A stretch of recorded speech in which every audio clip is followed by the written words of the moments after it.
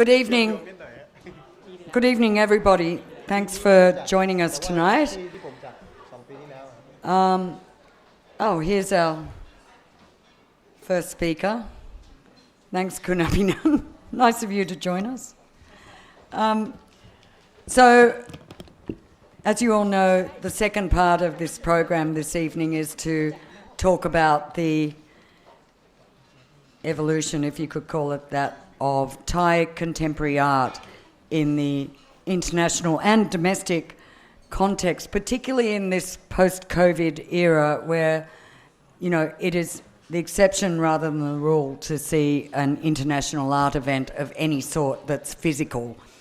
And I think the art world in particular has been hit so badly by the migration online of just about everything, including exhibitions and particularly these big art events, as you know. And also, possibly, as you know, Thailand has become one of the few countries to proceed with an international art festival in this pandemic era, with the launch on, I think it's October 28, is it, Khonkhaen?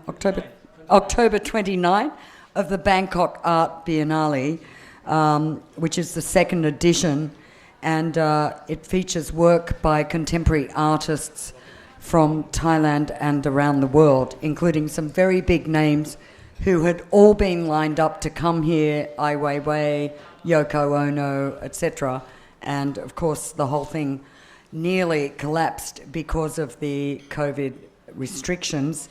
Khonkhaen has managed to kind of save it with actually a lot of the artists sending their work in from abroad, but not coming themselves. And you might also be aware that there's other art events in Thailand, very interesting and I think in their own way important ones, launching in coming months, including regional art festivals such as the Ubon Agenda and the Khonkhaen Manifesto in Thailand's northeast, which are planned for November and December.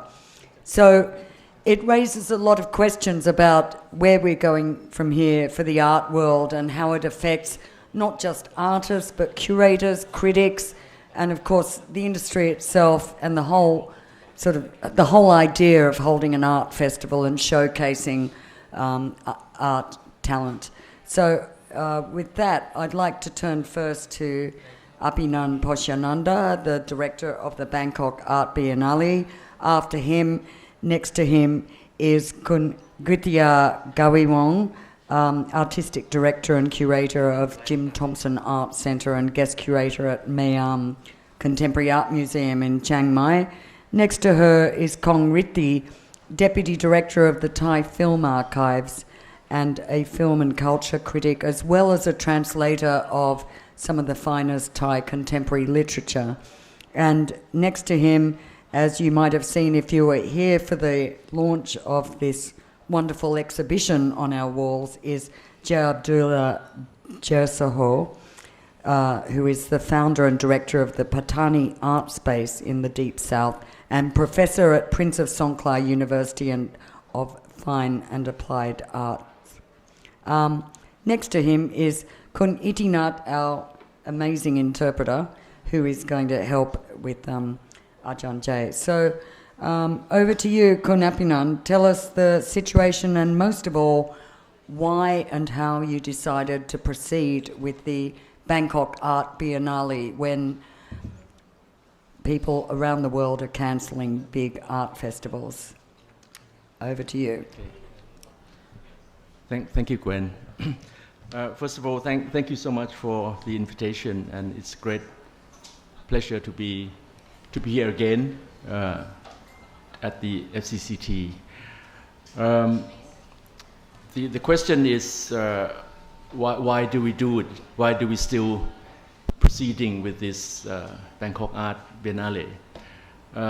The decision came around May when we just came out of our lockdown in Thailand.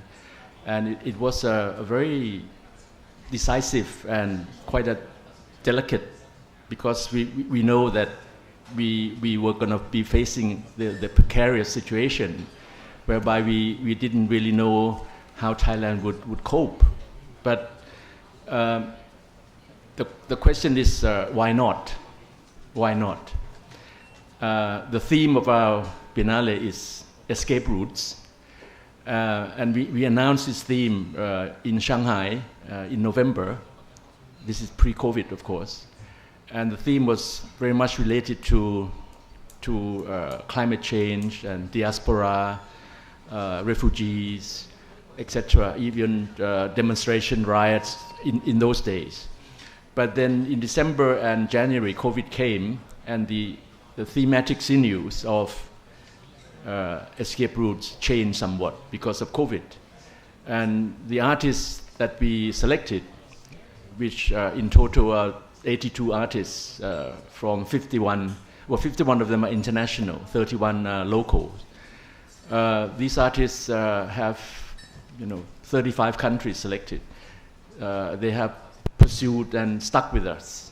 So we are proceeding, and it's been a real adventure to cope with logistics, quarantine, mask wearing, hand washing.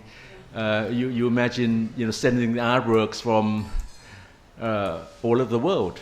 How do we do that? And how do we get the artists over? And by the way, we have artists here. Some of them are still in quarantine, coming out next week. So just to say 14 days, here, we have to cover their expense. And when they go back another 14 days, we have to cover the expense. So in this way, it's been a very trying endeavor.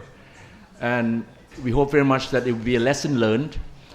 And other biennales and art events can experience from what we are doing. Because as you know, many artistic events, not just art, but performance, music, etc., either been postponed or cancelled until next year. But what about next year? We don't even know what's going to happen in the next 3 days.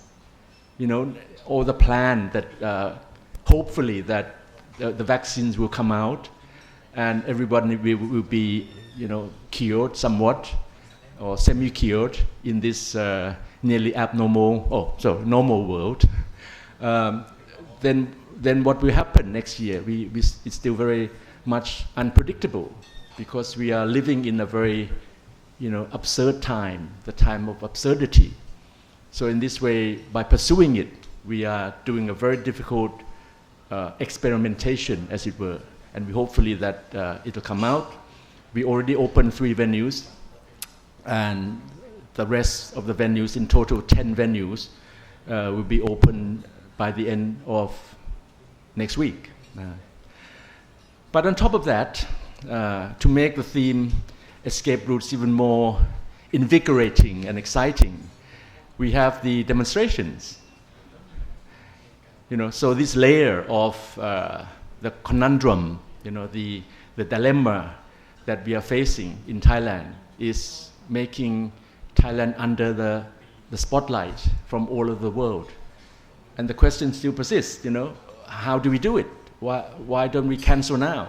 But we feel that, it's the time to pursue. So in this way, we want to share with you, that we are showing some of the artworks that some of the artists will be showing here for the first time with their works. What you see on the screen here is the banner of Yoko Ono. I talked with some volunteers the other day. I said, do you know Yoko Ono? I said, who? But in this room, I think you might have experienced Yoko Ono and John Lennon. Everybody's nodding, so it shows the age range here. The age range here is like Imagine and Yoko Ono, but she is showing her video works for the first time in Thailand. And if you look at this screen, this photo was taken on the 16th of October, just a few hours before the disturbance at Pathumwan intersection. intersection. You see that the image of Yoko Ono with her video is called the cut piece. Some of you may know, done in 1964. And Yoko Ono is known, as singer, songwriter, wife of John Lennon, but she's also a very prominent artist, conceptual artist and performance artist. And this work is a seminal work whereby, the cut piece meaning that she invite viewers, on stage to cut pieces of her clothing. And in those days, it meant a lot in terms of liberalism, against racism and sexism, for peace.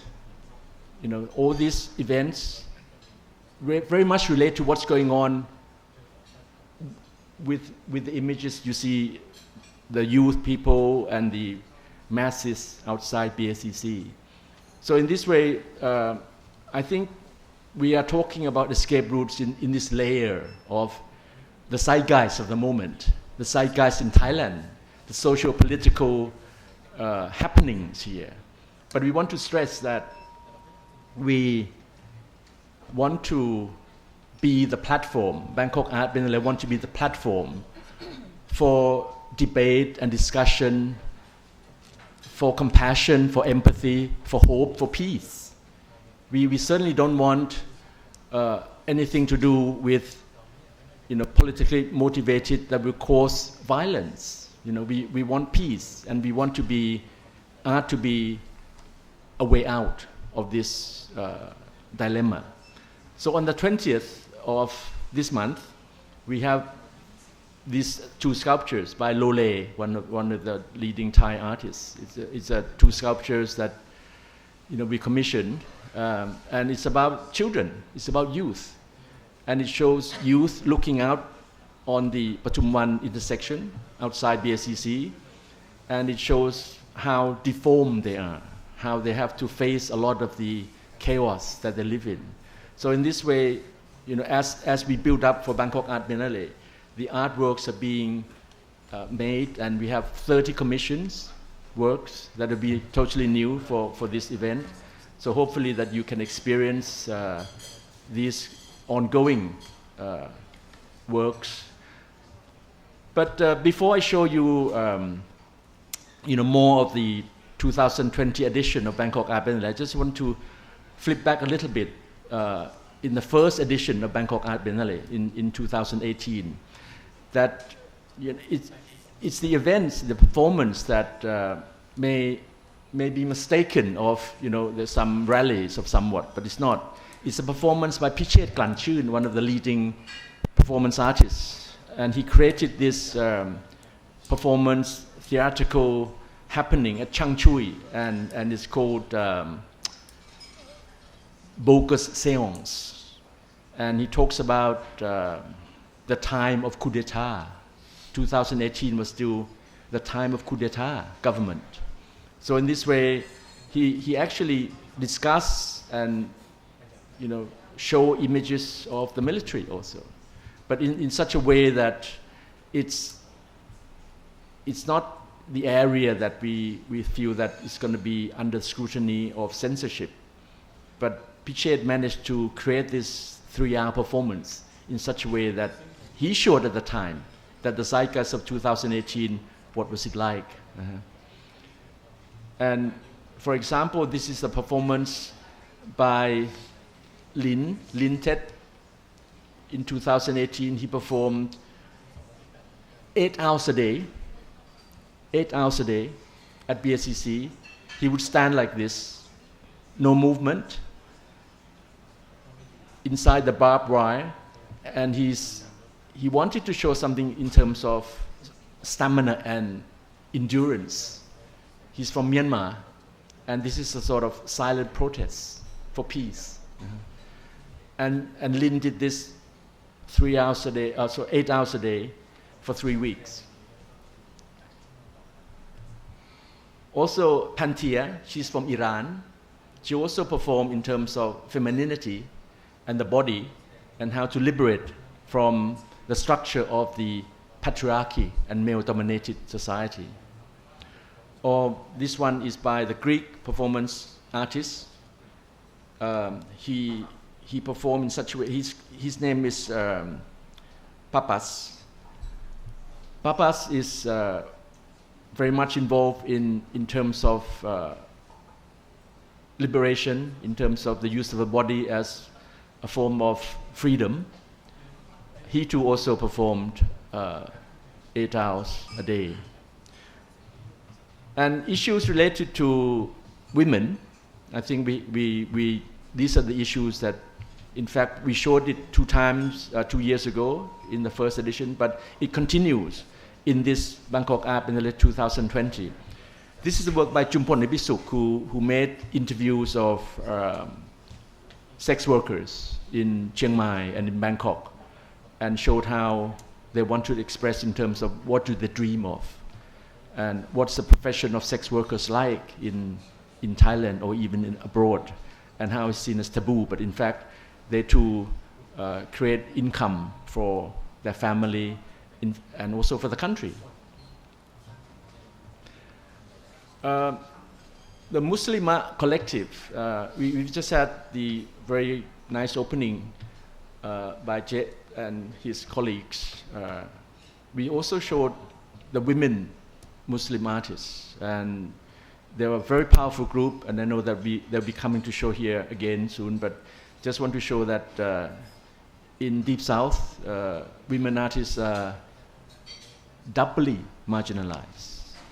Doubly marginalized, I mean, within what they are stereotyped as people from the South, but also within the patriarchal society. So the ways they express themselves and their works, some of them show very, very strong images, such as the stained garment of the dead victims, embroidered, by these women artists. Very subtle, but very, very powerful. Now, coming to this Bangkok Art Biennale, I want to thank Kun Jiep and Kun Eric and Ajahn Thanom for the introduction of Aina. Aina is the artist born in Yala, and of course Kun Kong Riddi is also recommended her works. This is a new work by Aina, which will be shown at BSCC.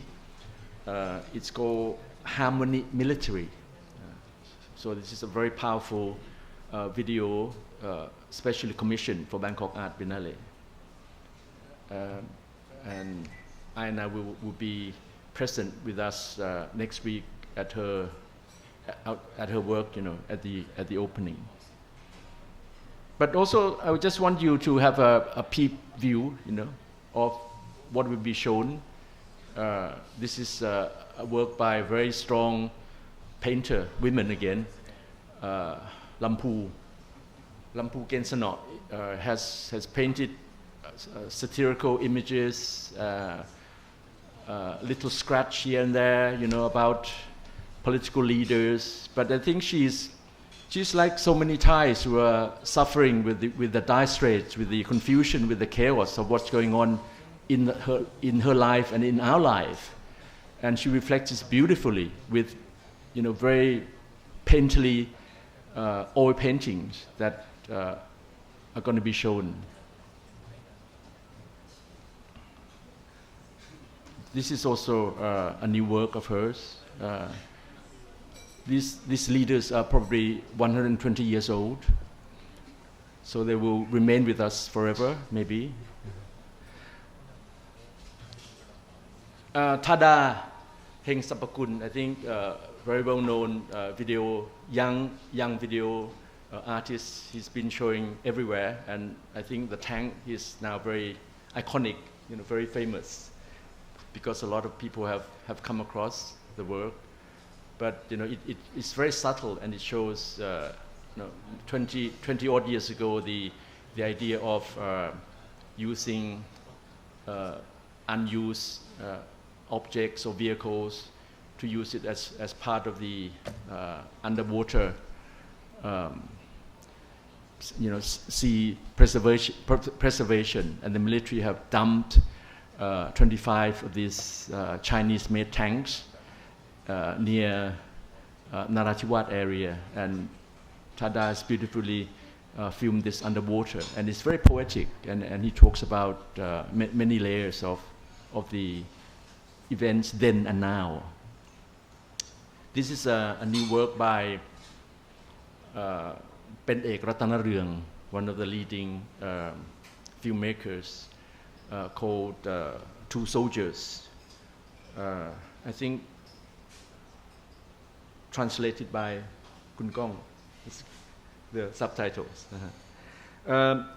Two titles has inspired by the novel Des Amis by Guy de Maupassant. And when we discussed with Kun Pen-ek was going to make a long film, yeah? But he managed to compress it in a short film, and I saw it the other day. It's beautiful, beautifully made, and it's very critical, very subversive, very subtle, and it's about the two soldiers, and you really should come and experience it.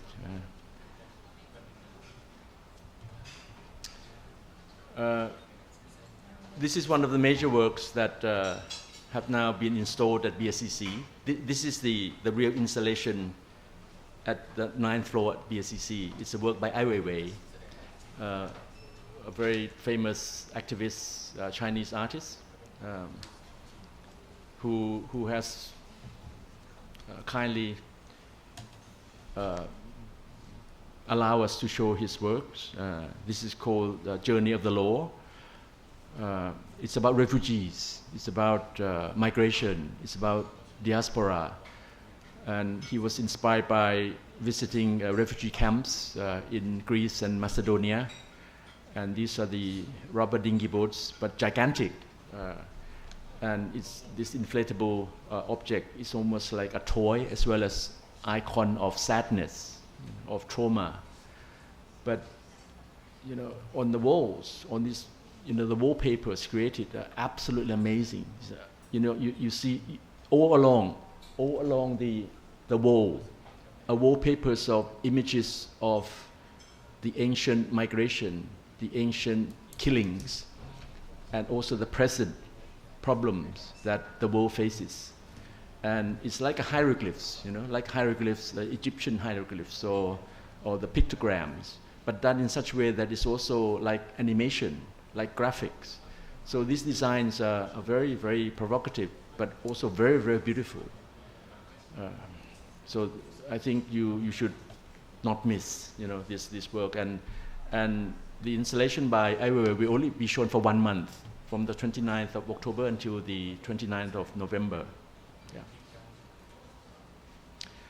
Now, some people said, how are we going to bring artists over? Like Gwen said that, you can go online. You can enjoy so many biennales all over the world online. Everything is virtual. Everything is simulacra, and you don't see the live objects. So we have here now. She's getting ready. She's in quarantine now. Melati is getting ready to do her fantastic performance. Melati is a very famous Indonesian performance artist, and she's going to be creating a lot of anger and expression, because she's going to be eating, swallowing paint and vomit paint, for the whole day on the 1st of November at BSCC. Her performance is about black paint, but now we're discussing whether she can do also blue paint.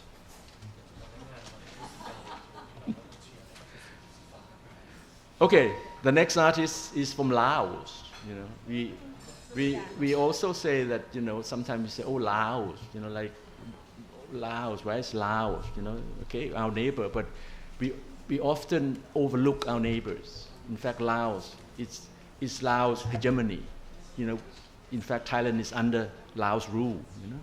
Really, it's like the empowerment of the Laotian culture is amazing. And this is a work by Suliya Pumiwong, a fantastic artist. She's doing sculpture and animation, and this is the new work he's creating for Bangkok Art Biennale, and it's like a herd of buffaloes. walking round and round and round and round, and in the end, jump off the cliff. But also COVID buffaloes.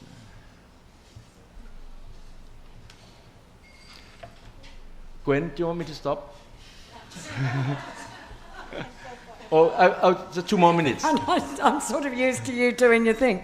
Maybe you'd like to just make one final point in this first phase, and then we'll move to everybody else. I mean, I think it's fascinating, and it's wonderful for all of us to get a preview of what's in store, because I think we all did not realise the scale of what you've decided to go ahead with when everyone read that, you know, it had to be scaled back. And it's amazing how much work you could bring in. I think, you know, back to that original topic of where you feel, I think, you know, with this, whether, I mean, we're talking about where all this and COVID leaves Thai contemporary art in particular, because Thai contemporary art was what you could say just emerging, really, gaining international traction more and more in recent years. So do you feel, I mean, it's great also that you've got such a proportion of Thai artists represented here. I guess it's about 35% of the total, if you're saying out of 81 or 82 artists. 82 artists, we have 31 Thai artists. Yeah, so that's great. That's like nearly 40%. But where does this leave them after this? Do you think that, you know, I mentioned the regional art festivals as well here, but is Thailand in its own bubble? Is there, you know, where does this go from here? You're putting a lot of effort into this. Yeah. But well, it can go a long way or it can go nowhere. Because, you know, we are living in a very challenging time, but with Bangkok Art Biennale, we want to, you know, interact with Khonkhaen, or we want to interact with Ubon, activities that Ajahn Thanom is doing. So in this way, the focus is on Thailand now, but it's not just focused in Bangkok. So, you know, outside Bangkok, there's a lot of excitement around. Right. But I just want to show you, you know, some of. I have 2 more slides left. Okay, all right. So this is. And then that's it. Yeah, that's it. This is a work by Rikrit Tiravanit. You know, one of the name may be familiar. He's one of the leading artists, relational aesthetics artists, and he's just completed this work. This is a Thai artist. Yeah, Thai artist based in Berlin and New York and Chiang Mai. It's a labyrinth. It's a labyrinth where you can enter and enjoy your journey. You enter and you exit the same way, but sometimes you get lost in there. But when you reach the small room in the middle, it's a darkened room, air conditioned, and you enter 2 at a time, 2 persons at a time, and you can remain in there for 12 minutes. Then you, in the 12 minutes, you can do anything you like in there. But you're given also a pen, an invisible pen, blue pen. And you can write graffitis or express anything you like. But then when you come out, nothing can be seen. And when you come out, you get given a coupon. And you go up to Idea, the ice cream shop, you know, at BSCC, to get his you know, specially made flavored ice cream, vanilla ice cream with fish sauce on top. So this is given out free every day for 3 months. You know. So there's certain happy hours time, of course. But Rikrit is expressing his view very subtly, very enjoyably, that, you know, within, surrounding the ambience, the environment around, so much tension, so much pain, so much anger. People can contemplate in the middle of this. And in fact, on the 16th of October, they came. You know, they came. Anyway, so this is the work by Rikrit Tiravanit. But I just want to end with 2 images by a very famous Indian-born artist, but now based in London. Is the work by Sir Anish Kapoor, who, by the way, this is the first time you guys are seeing this installation. It's a work made of wax and oil, and it's gigantic work, and it's placed within the sermon hall in Wat Po, the temple of the reclining Buddha. And it'll be there for 3 months, and it will open on the 29th of October. But for the art tour, some of you know that for the art tour, we will take you around there on Wednesday, next Wednesday. This is a site-specific work by Anish Kapoor. And another one is called Sky Mirror. Sorry, this one is called Push Pull, and this one is called Sky Mirror, and it's actually placed at the lawn at the Temple of Dawn at Wat Arun. And already, a lot of people are excited to go and visit. And now it's right there now. You can go and visit any day you like. It's a public work. So these are the examples of what we are showing. But just to answer your question, Gwen, that how are we coping and how we are going after this? I feel that this is a great time for contemporary Thai art in context of international arena. But it's our challenge and our responsibility to make it happen.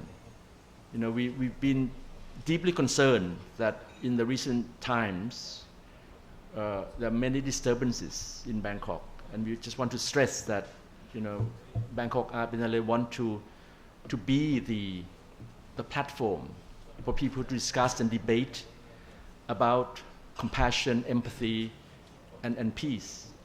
We want to have the artistic expression whereby people can talk with one another, have a dialogue with one another, without having to be within the culture of fear. So in this way, we want to express and stress our standing, our positioning, because the many of the artists in Bangkok Art Biennale have written the kind of a statement whereby they want us to back them in terms of non-violence, and we must move forward, and we very much back them, and we want very much to be part of the dialogue, the negotiation, whereby we somehow, under the theme of escape routes, find the way out. Thank you. Thank you, Khonkhaen. I saw the statement today which went around Twitter as well, which I presume was signed mainly or issued by the Thai artists that were involved in the thing. So next, I'd like to turn to Kun Kritia, one of the most interesting curators and art directors in Thailand. Her last involvement at the FCCT was helping us do a fantastic program on Molam, the music of the Northeast, which was an incredibly successful event, and she did that at the Jim Thompson House as well, I think. So, Khonkhaen, lots of issues that were raised by Khonkhaen, and I think you've got a lot of thoughts on the whole situation, and particularly Thailand in that context. So, over to you. Thank you so much, FCCT and Gwen, for inviting me to join these sessions. And I would really want to thank the audience to have a heart, to come to listen to contemporary art, in this critical time. I think, so if art is the mirrors of our society, Thai contemporary art scene are definitely a manifestations of our today's reality. I think Thai contemporary art now is in the tug of war between the past and the present, and it's right now situates in the intersection of the royalist, progressive, the right-wing Buddhism, and the liberal. And I think it's kind of reflected quite vividly, in what we've seen on the street. So actually, I was asked to speak about the major challenge that we faced, during the COVID time. But before I respond to that, I would like to respond to what Ajahn Pinan has been raised, and I think it's very kind of courage, for BAB to continue to continue to run this biennale, because if we look at the other biennales around the region, even Singapore Art Biennales, they still postpone, right? And I think it's interesting if you still afford to do that, you still can afford to do that. It's good not only for the audience, but for the artists as well, which we, in the arts community, we are really concerned about the artists' situation, especially in Thailand context, because during the COVID time, a lot of artists did not get supported by the government relief funding. So I think during those COVID time, it did not really affect individuals, but it's also affect the institution as especially where I work with, at the Jim Thompson Art Center and the Jim Thompson House Museum, as well as my we the private run institution. So when the government announced the lockdown without notice, and we have to close, right, for more than 1 month. And it's quite painful to hear that it did not really get subsidized or compensated at all. So this kind of prompt us, the arts communities, to get together in the ad hoc terms. We started to create an arts community alliance, to fight with COVID. And I don't know if you remember and hear about the government relief fundings for 5,000 bahts a month. So there are a lot of artists, they're trying to apply for that, and they did not get supported because they can't really know which box to tick, right? Because artists is not even regarded as professions or a career, in that system. So I think in terms of this during this COVID time, it's kind of give us to to rethink, about our position in the society. Actually we did not really visible and exist at all, in terms of official paper. So this is one of the important point for us, and the artist communities, to really think about in the longer terms. So we kind of create this campaign that we wanted to propose the government in the futures, or even in this near future, that actually we really need the arts agencies, that we need the public support, more public support for the contemporary art. And so this is one point that I think is very crucial, and it's the major challenge that we face. And on the other platforms, and regarding to Gwen also asked me about the problem of the international engagement that we've been working with, because most of the artists who work internationally, we have to travel, and we get a lot of support from outside money. And of course, most of the countries that we work with, they are facing the same problem. So it means that the first thing that will be cut, from the budget is the art, right? Because and that means that we can no longer depend on the international fundings, and plus, we don't really get support from the fundings, from public money. So this is one of the issues, and it did not really happen in the visual art scene, in terms of the films and other performing arts as well. So so that's why when we heard about the BAB, they still continue the project, as well as Jakarta Biennale, other biennales that we've been checking. For the organizers, they say even though they postpone the project, but they still continue commission the artists. So it's really allowed the artists to have the incomes, and to sustain themselves, during this difficult time. For the international engagement, even though we cannot travel, everything kind of turns into online system.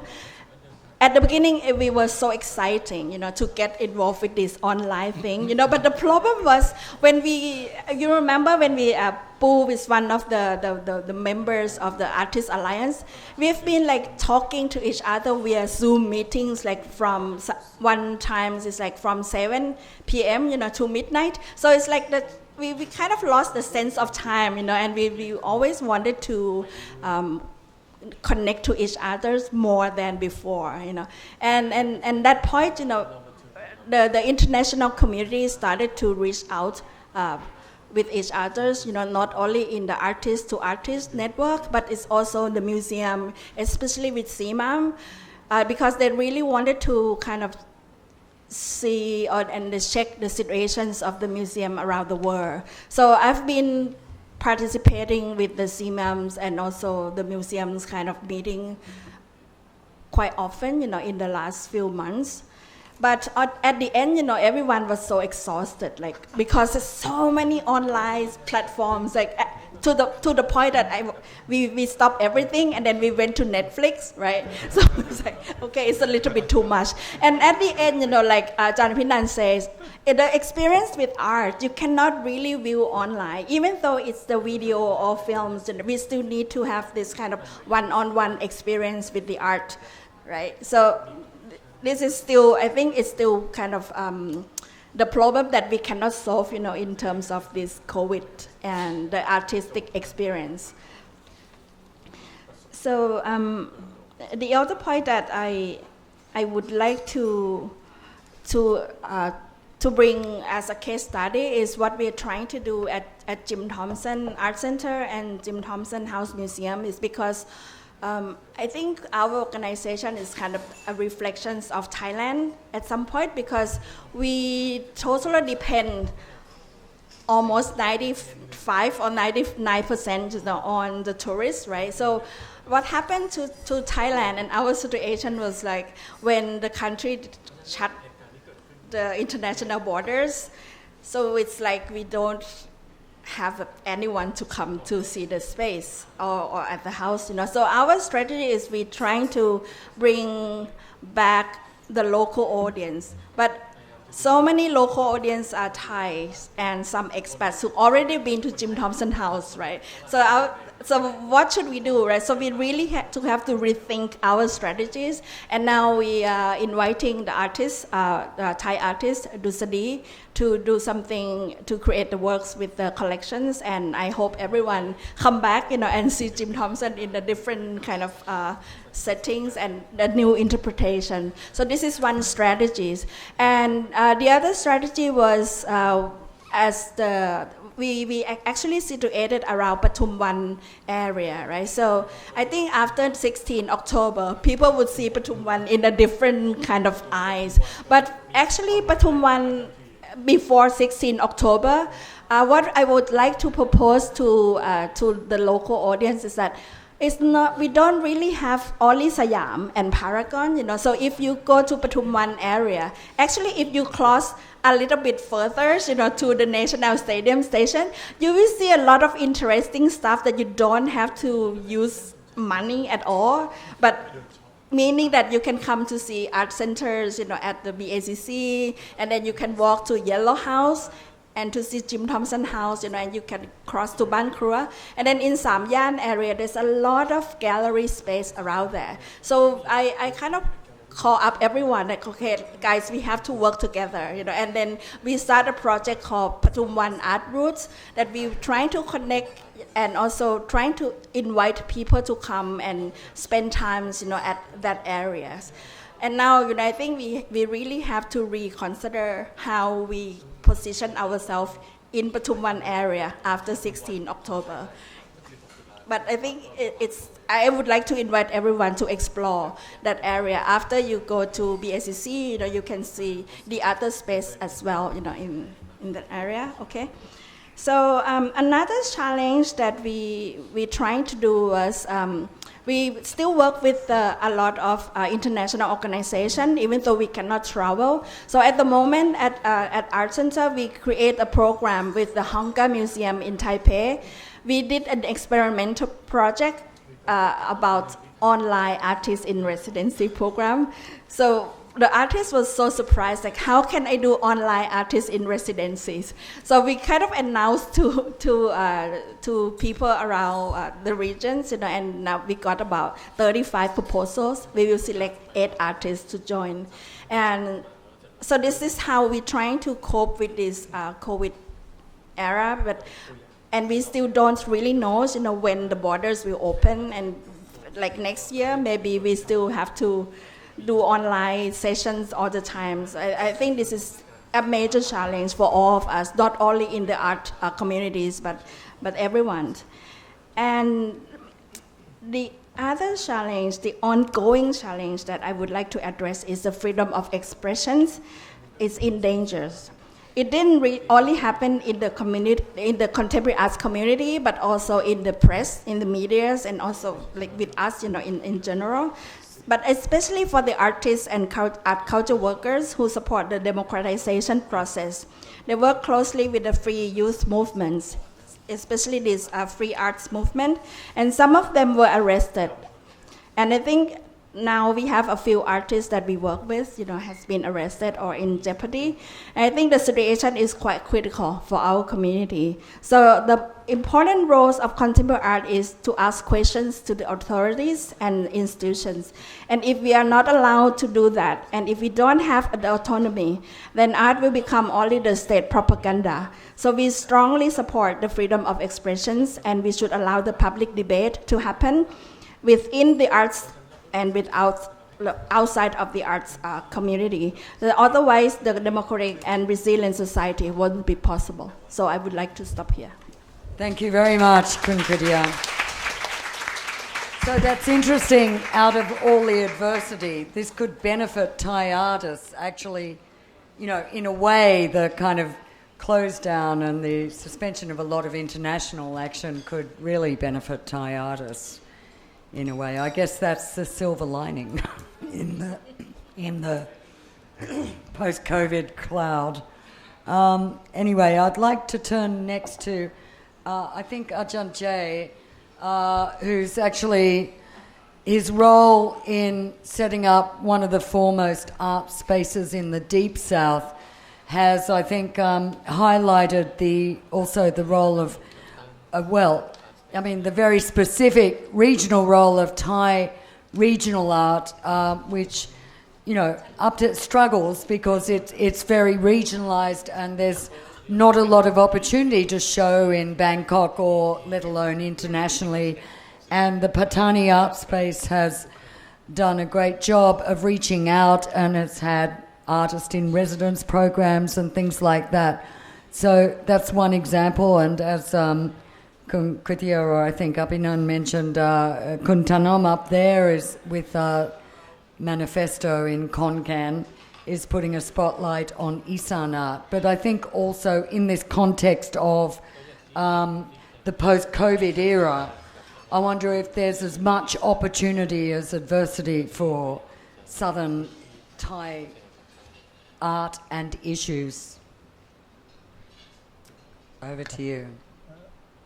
ก็สวัสดีอีกครั้งหนึ่งนะครับก็ขออนุญาตคุยเป็นภาษาไทยนะครับมีคนแปลให้ก็จริงๆแล้ววันนี้ตื่นเต้นมากเพราะว่าขึ้นเวทีกับระดับปรมาจารย์ทั้งนั้นเลยนะครับจริงๆสมัยเป็นนักศึกษาเนี่ยผมรู้จักทั้ง3ท่านมาตั้งแต่สมัยเรียนศิลปะแล้วนะฮะเพราะว่าอยู่ในวงการศิลปะอาจารย์อภินันท์ยุคสมัยที่ท่านเป็นผอ.ผู้อำนวยการสำนักงานศิลปะวัฒนธรรมร่วมสมัยคนแรกตอนนั้นผมยังเรียนอยู่ปี2ปริญญาตรีส่วนพี่เจี๊ยบเนี่ยได้ทำงานที่คิดว่าเป็นครั้งสำคัญที่สุดในชีวิตก็คือนิทรรศการที่พี่เจี๊ยบคิวเรตปัตตานีสมาสรซึ่งเป็นประตูแล้วก็เป็นกุญแจสำคัญที่ทำให้วงการศิลปะในเมืองไทยแล้วก็รวมทั้งต่างประเทศรู้จักปัตตานีและก็ศิลปะปัตตานีซึ่งผมคิดว่าเป็นหมุดหมายประวัติศาสตร์สำคัญมากๆเลยนะฮะส่วนพี่ก้องเนี่ยเราเคยขึ้นเวทีตอนปี 2554 ในนิทรรศการครั้งแรกของพวกเราที่กรุงเทพมหานคร ที่ใช้ชื่อว่าลีลาของลายใหม่ซึ่งก็ได้รับคำทั้งวิพากษ์วิจารณ์ทั้งชมหลากหลายแต่สิ่งที่ผมจำจนถึงทุกวันนี้ก็คือบทวิจารณ์จากพี่มานิตนะฮะในสยามรัฐก็สะเทือนความรู้สึกผมเหมือนกันแต่ก็เข้าใจนะครับแต่ว่าที่นั่นมันต้องศึกษาแล้วก็ดูกันให้ยาวๆซึ่งผมคิดว่าตอนนี้มันประมาณ20 ปีแล้วที่ซึ่งเราเคยขึ้นเวทีกับพี่ก้องผมดีใจมากวันนั้นและวันนี้ก็ได้ขึ้นอีกครั้งหนึ่งนะครับเดี๋ยวให้แปลก่อนครับ So a lot of memories. So good evening, and I'm very excited to be on the panel today because we have the legendary panelists with me here. And actually, back to my student day, I knew all of them. They were all famous. I remember Ajahn Aphinan when he was a director at the Contemporary Art Organization. I was in sophomore year, and Kun Chiap, I remember the art event that she curated about Pattani, and that was such a milestone that created artistic breakthrough that Pattani became in the spotlight both in Thailand, in the region, and also in the international. And with Kun Kong, I remember ปี 54 in 2011, I remember when we first collaborated in our exhibition, exhibited in Bangkok, ลีลาของลายใหม่มีชื่ออังกฤษไหมฮะลีลาของลายใหม่ไม่มีจำไม่ได้แล้วไม่มี แพทเทิร์นอะไรสักอย่างหนึ่ง so a new pattern of something ลีลาของลายใหม่ so I remember that was our first exhibition in Bangkok together and I remember there was a lot of reception but also critics by Kun Wanit from Siam Rat but that was like many years ago so I think we can look back of the long journey here ก็สำหรับปัตตานีอาร์ตสเปซปีนี้ก็น่าจะเป็นปีที่8นะฮะที่เรามีกิจกรรมแล้วก็เราเริ่มก่อตั้งขึ้นมานะฮะตั้งแต่ปี55ปี56นะฮะที่เราเริ่มก่อตั้งแล้วก็เราก็สร้างพื้นที่สเปซเพื่อที่เราอยากจะมีพื้นที่ในการแสดงออกในทางศิลปะโดยเฉพาะผู้คนที่นั่นนะฮะซึ่งคิดว่าเป็นพื้นที่สำคัญณตอนนี้ที่เราจะส่งเสียงให้คนได้รู้จักให้คนได้เห็นว่าสิ่งต่างๆที่มันเกิดขึ้นในพื้นที่ในมิติของศิลปะแล้วก็เชื่อมโยงกับเหตุการณ์บ้านเมืองยังไงบ้างซึ่งตรงนั้นคิดว่าเป็นพื้นที่สำคัญมากๆนะฮะซึ่ง2 ปีที่ผ่านมาเราได้จัดกิจกรรมเป็นเบียนนาเล่เล็กๆของเรานะฮะคือเราไม่ใช่กระแสหลักแต่เราคิดว่าการที่เราสถาปนาพื้นที่ของตัวเองเพื่อเชื่อมโยงว่าเรามีตัวตนนะเราไม่ได้รอจากใครหยิบยื่นมาเนี่ยมันจำเป็นมากๆซึ่งเราก็ได้จัดแล้วก็ได้รับการตอบรับอย่างดีซึ่งเดี๋ยวผมจะให้ดูวิดีโอนะฮะซึ่งเราใช้นิทรรศการเทศกาลนี้ว่า Reforming ปาตานีนะครับซึ่งผมอยากให้คนได้เห็นแล้วก็ได้อยากปฏิวัติความรู้สึกของผู้คนกับปาตานีนะฮะว่ามันมีอะไรในมิติของศิลปะที่เราพยายามที่จะสื่อสารขึ้นมานะครับก็โปรเจกต์นี้เราก็ทำขึ้นมาด้วยพวกเราเองนะครับใช้ทุนใช้งบประมาณของพวกเราโดยที่ไม่มีองค์กรจากรัฐ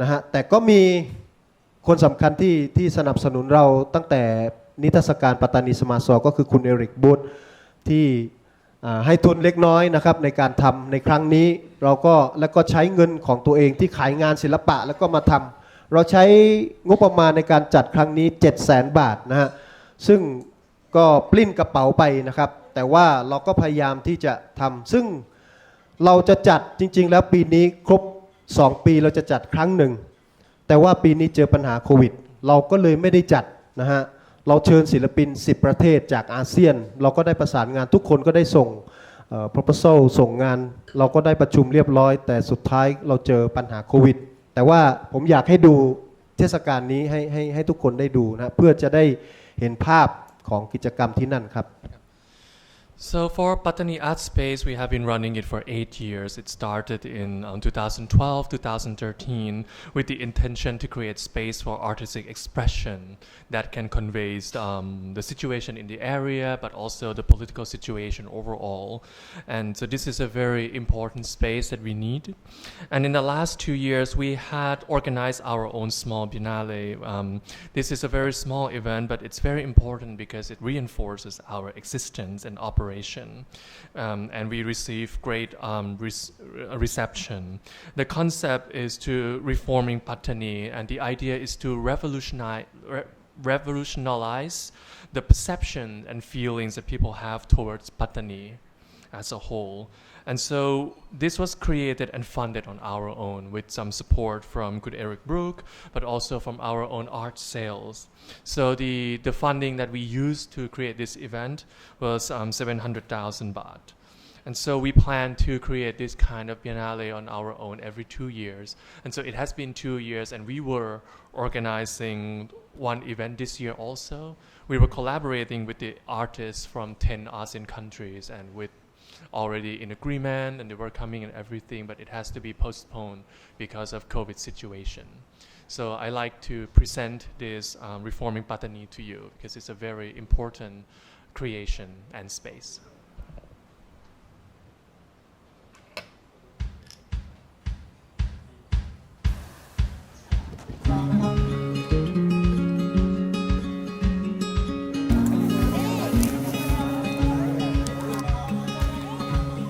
ในปีนี้เราจัดงานเทศกาลศิลปะที่ปัตตานีนะครับโดยเราใช้ชื่อว่า Reforming ปัตตานีนะฮะในความหมายของคนทั้งคนในและก็คนนอกนะครับที่มองว่าที่นี่มันมีแต่เรื่องของการเมืองนะฮะ mau kan menjadi penyair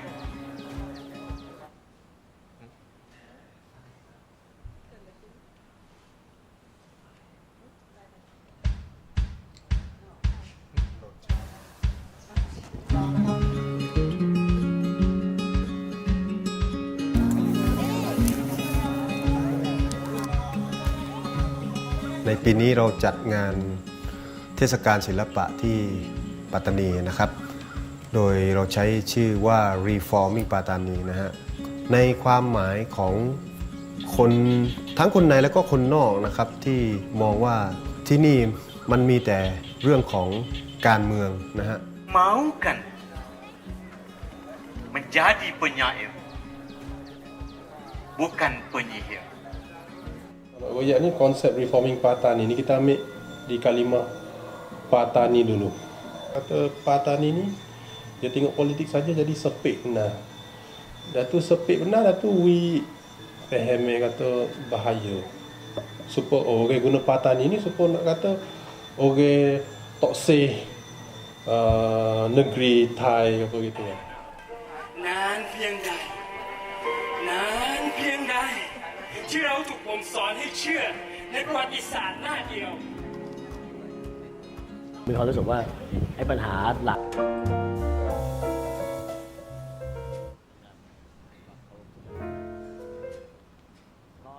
เมื่อไหร่เนี่ยโดนจับยังมีดีเขาไม่ได้เรียนกันมาอย่างนี้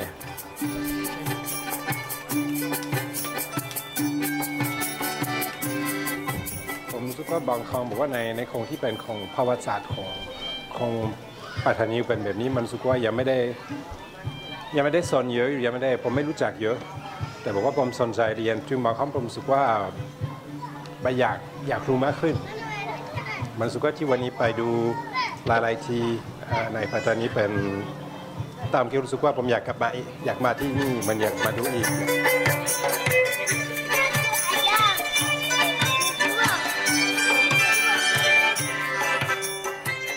Kalau kita tengok sebab dia budaya dia ada lain lah. Bahasa Inggeris kata diversity. Mana kata satu diversity ni, pamlat lain ni satu kekayaan budaya Pattani atau masyarakat Pattani.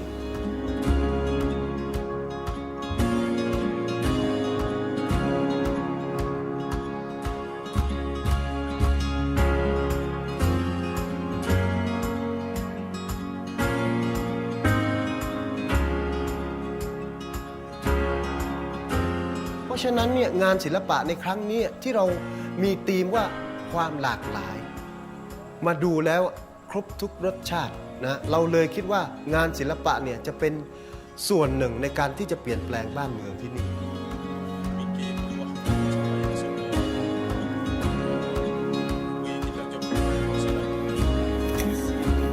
Working with the artists in Patani has been nothing short of amazing, possibly because they have such industrious attitude and they've been hardworking. And considering that we have conceptualized this exhibition for just a short period of 3 months, we were able to achieve so many things. And as you can see from the event of the opening,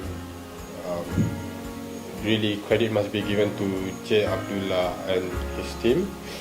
And I think for visitors who've come all the way from Bangkok or the United States and also from Malaysia, they've experienced what Patani truly is.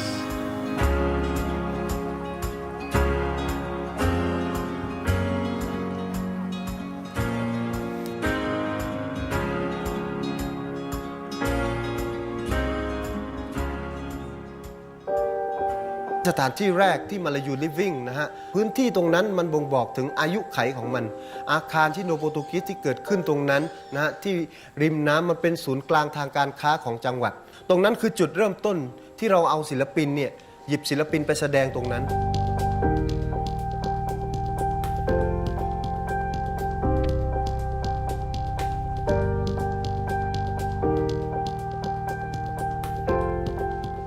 เทศกาลเล็กๆเนี่ยแล้วก็ให้แต่ละคนเล่าเรื่องเล่าอะไรให้ฟังแล้วก็มีการเสวนากันทีหลังแล้วก็แต่ละคนก็จะบอกว่าจริงๆเนี่ยที่เลือกงานที่เขาทำมาเนี่ยก็จะเป็นภาพสวยๆทั้งนั้นเลยภาพเกี่ยวกับทัศนียภาพในหมู่บ้านของเขาหรือว่าชีวิตประจำวันอะไรต่างๆนานาเนี่ยเขาอยากจะที่จะนำเสนอเรื่องดีๆของพื้นที่เหล่านี้ที่เกิดขึ้นในภายในพื้นที่นี้ด้วยไม่ใช่แค่ว่ามันจะมีแต่เรื่องที่เป็นลบอย่างเดียว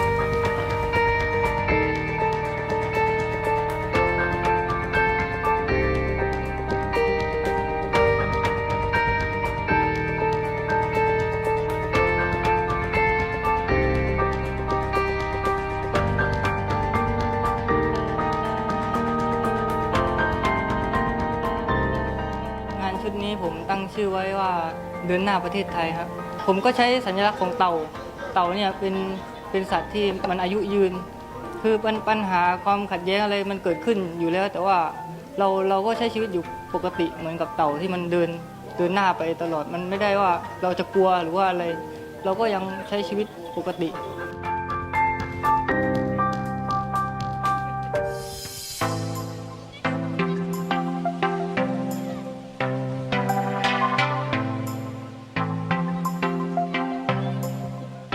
พื้นที่ดาโต้ก็เป็นชายหาดของทะเลปัตตานีนะฮะฝั่งอ่าวไทยซึ่งเรามองว่าพื้นที่ตรงนั้นเนี่ยมันสัมพันธ์กับชุมชนกับสังคมเพราะว่าโดยส่วนใหญ่และคนในพื้นที่ในจังหวัดชายแดนภาคใต้นี่ประกอบอาชีพวิถีประมงนะเพราะมันเป็นพื้นที่ที่มันติดทะเลและมันก็เชื่อมโยงกับอาชีพประมงอะไรต่างๆแล้วก็เลยเลือกศิลปิน1 คนที่ไปเชื่อมโยงกับพื้นที่นั้นๆ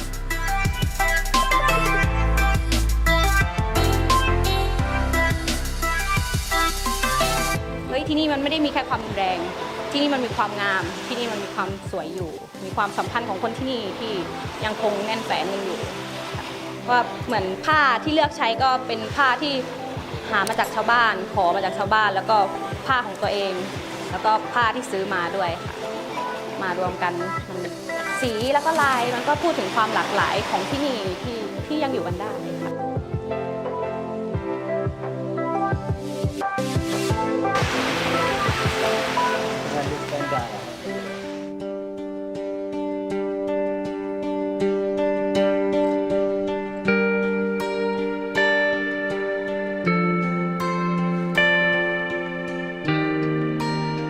ที่ Garden Art Space ซึ่งมันมีสวนมะพร้าวมีต้นตาลมีทุ่งนามันเป็นพื้นที่ outdoor ที่น่าสนใจเราก็เลยเชื่อมโยง ความหลากหลายของศิลปินที่พูดถึงเหตุการณ์บ้านเมืองที่มันเกิดขึ้นนะในบริบทของพื้นที่ที่มันมีอยู่ในพื้นที่ปัตตานี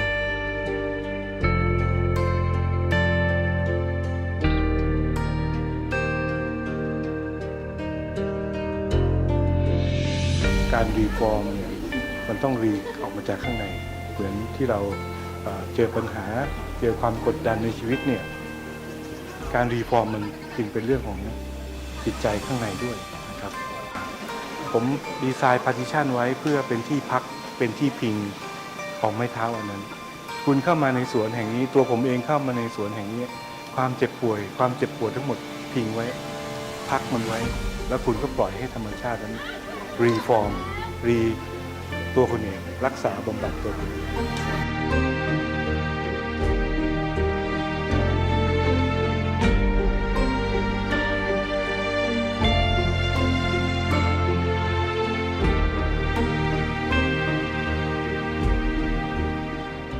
ตัวไม้พื้นมันก็เหมือนชีวิตของเราเนี่ยครับมันก็มีความบอบบางของมันในระดับหนึ่งแต่ความแปลกแยกของมันความน่าสนใจของมันอยู่ที่ตัวกระสุนที่เจาะลงไปในพื้นของไม้เนี่ยแต่ผมคิดว่าบาดแผลของมนุษย์ที่ถูกกระสุนยัดเข้าไปในอวัยวะในร่างกายของเขาเนี่ยจะทุกข์ทรมานแค่ไหนผมก็ลองเอามาจัดรีฟอร์มมันสมัยไอ้ความเจ็บปวดนั้นถ้ามันถูกเรียงถูกซ้ำเข้าไปเนี่ยแต่ผมรีให้มันเป็นความงดงามเหมือนเราอยู่กับความเจ็บปวดจนชาชินเราอยู่กับข่าวคราวที่เราได้รับผลกระทบจากความรุนแรงซึ่งไม่รู้จากฝ่ายไหนเนี่ยสิ่งเหล่านี้ผมเอามารีฟอร์มสมัยในส่วนงานศิลปะของผมจัดระเบียบมันสมัยให้มันเป็นความขัดแย้งระหว่างความนุ่มนวลกับความแข็งกระด้างแล้วเกิดเป็นคำถามให้ผู้ชมได้ตีความเองว่าคุณรู้สึกยังไง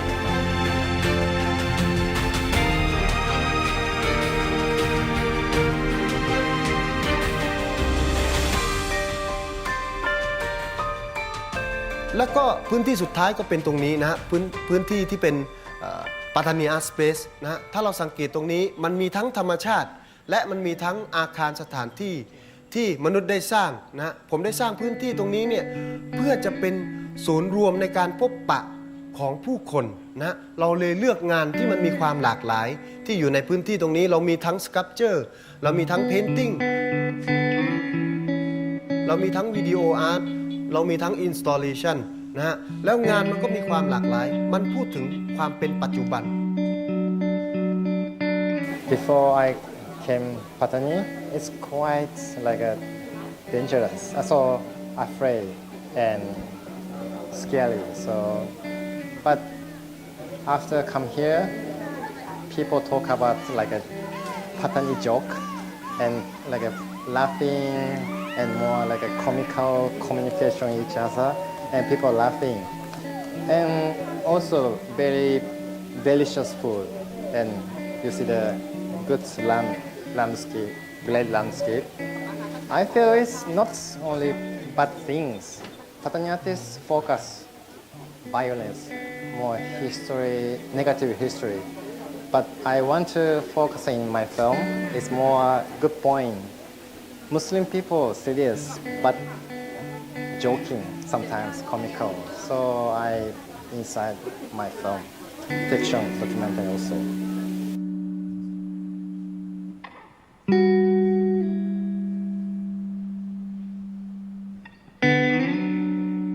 ผมคิดว่าการมาดูงานที่นี่มันแตกต่างจากการดูงานในห้องแกลเลอรี่หรือในหอศิลป์ที่ไหนเพราะว่าเราได้เดินทางได้พูดคุยกันนะฮะได้ดูงานที่ไม่ได้อยู่ในห้องแสดงงานจำนวนมากถูกติดตั้งอยู่ในพื้นที่เฉพาะนะครับอันนี้คือสิ่งที่ผมรู้สึกว่าประสบการณ์นี้เป็นสิ่งที่หาไม่ได้จากห้องแสดงงานทั่วๆไปคืออยากจะเห็นแบบนี้ในที่อื่นๆด้วยที่อีสานที่ตะวันออกตะวันตกภาคเหนืออยากเห็นศิลปินรุ่นใหม่รวมตัวกันทำงานแล้วก็แสดงสะท้อนถึงอัตลักษณ์ของตัวเอง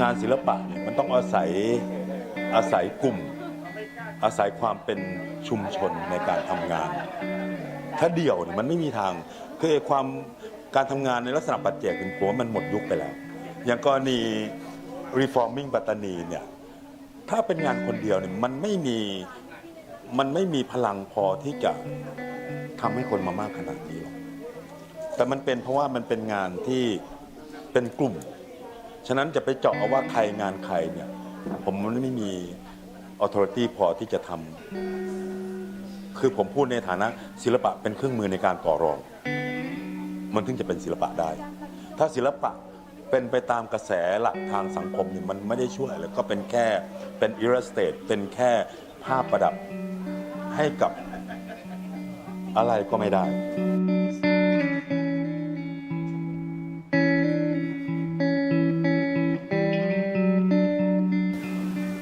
พลานุภาพทางศิลปะสำหรับผมเนี่ยไม่มีขีดจำกัดในการแสดงออกแล้วก็ผมคิดว่าในโลกที่เจริญแล้วเนี่ยการที่เราแสดงออกทางความคิดถึงแม้จะรุนแรงแค่ไหนเราก็ไม่ได้ไปฆ่าแกล้งใครนะครับอันนี้เป็นความเชื่อที่ผมต้องเชื่อแล้วก็เชื่อต่อไปเพราะว่าพวกเรายังสามารถแสดงออกได้ในงานศิลปะกันอย่างเต็มที่แล้วก็เป็นความหวังหนึ่งที่ทรงพลังสำหรับผมเสมอมานะครับ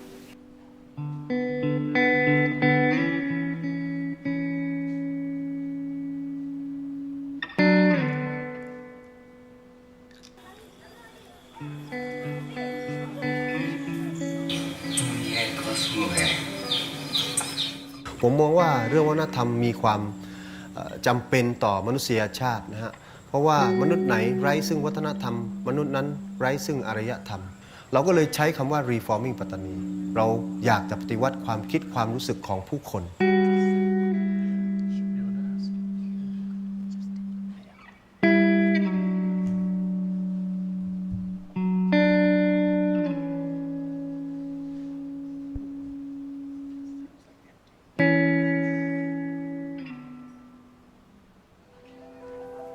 Datang tetamu memberi salam di luar pintu, kali ini tiada jawaban daripada si kakak tua. Pintu masih tidak dibuka. Penyair entah di mana. ครับก็เป็นวิดีโอที่เราได้ทำขึ้นมานะฮะกิจกรรมจริงๆเราทำเยอะมากนะครับตลอดระยะเวลา 4-5 ปีที่ผ่านมาแต่มันไม่ได้ง่ายนะครับมันมีเบื้องหลังของมันที่เราต้องต่อสู้อย่างหนักนะฮะสเปซผมเองตอนก่อตั้งใหม่ๆก็ถูกกล่าวหาว่าเป็นพื้นที่ปลูกฝังความรุนแรงนะฮะเราก็ถูกมอนิเตอร์ตลอดเวลาซึ่งผมคิดว่าการที่เราถูกจำกัดสิทธิเสรีภาพในการแสดงออกตรงนี้มันแน่นอนมันย่อมมีปัญหาแต่ทุกอย่างมันไม่สามารถที่จะขัดขวางจินตนาการของศิลปินได้ฉะนั้นสิ่งเหล่านี้เราก็ยังคงดำเนินต่อไปผมคิดว่าสักวันหนึ่งโลกจะขานรับความคิดสร้างสรรค์ของศิลปินเพื่อเปลี่ยนแปลงสังคมในบ้านเมืองของเราครับขอบคุณมากครับ So this is a video, and actually we have more artworks than presented in this video. In the past 4 to 5 years, we had created many things, but more importantly, there was a lot of background work. At the beginning, when I created this Patani art space, there was a lot of controversy, and we had to fight for the space. We were accused of being a space to breed violence, and this is a form of oppression to our rights and freedom of expressions. But I have to say that nothing can stop the creativity and imagination of artistic souls, and I hope that sooner or later then the community, the people, the public will join us in using this artistic means to create positive change for the world and the society. Thank you. ก็เพิ่มเติมอีกนิดนึงครับเสียดายครับเมื่อกี้คุยกับพี่ก้องที่เราไม่ได้จัดในปีนี้นะครับก็เราก็เตรียมเงินไว้แล้วเราเก็บตังค์สะสมตังค์แต่เรายังไม่มีสปอนเซอร์เราก็ขายงานแล้วก็เก็บขายงานแล้วก็เก็บตังค์นะฮะเพื่อที่จะจัดงานนี้ขึ้นมาแต่สุดท้ายโควิดทำพิษให้เราไม่สามารถที่จะจัดได้และผมก็หวังว่าปีหน้าหลายคนที่บุ๊กกิ้งโรงแรมบุ๊กกิ้งตัวเครื่องบินอะไรแล้วแต่ก็ไม่ได้ไปนะฮะก็เสียดายมากๆนะฮะแต่เราหวังว่าในปีหน้าที่เราจะเลื่อนไปเดือนสิงหาเพราะว่าช่วงสิงหานี่อากาศจะดีมากนะฮะในที่นั่นเราก็หวังเราจะได้จัดนะฮะ ก็อยากให้ทุกคนถ้าเกิดว่าอยากจะรู้จักที่นั่นมากไปกว่านี้นะฮะผมเล่าคงไม่หมดก็อยากจะให้ไปผมพร้อมที่จะพาทัวร์ไปกับงานศิลปะเหล่านี้ขอบคุณมากครับ And Kun Gong just mentioned right now that it is too bad that this year we cannot organize the Biennale there. So we have been selling our work and saving up money to organize this because we don't have any sponsors. And so a lot of people have booked their travel to go there, but it will have to be postponed. And next year we hope for August because the weather will be very good there. So I'd like to invite all of you to come there and see because there are many stories that I cannot share with you on this stage.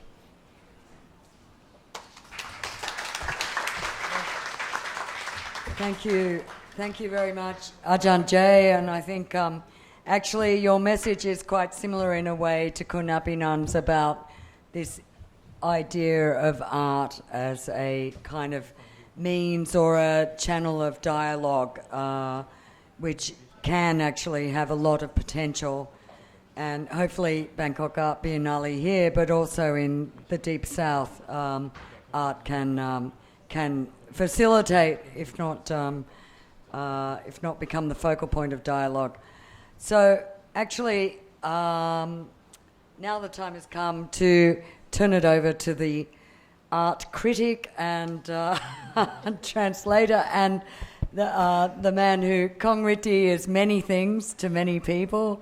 But I think his essays and his critiques on both art and his thoughts on everything from literature to film and art have been really outstanding. And I'd really like to hear your thoughts on all the issues raised tonight, Kong. So over to you. Thank you, Gwen. The joy and the curse of being the last to speak on the panel.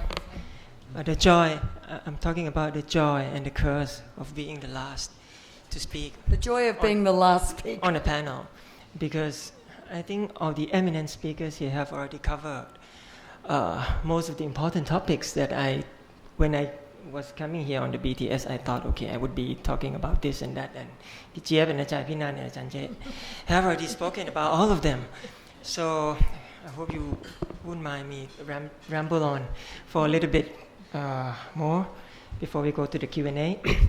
Well, and everyone here seems to be running something. Ajahn Pinan is running BAB, Pichiev is running My EM and Jim Thompson Art Center, and Ajahn Jay, of course, is running the Pattani Art Center. I'm the only person here who's not running anything.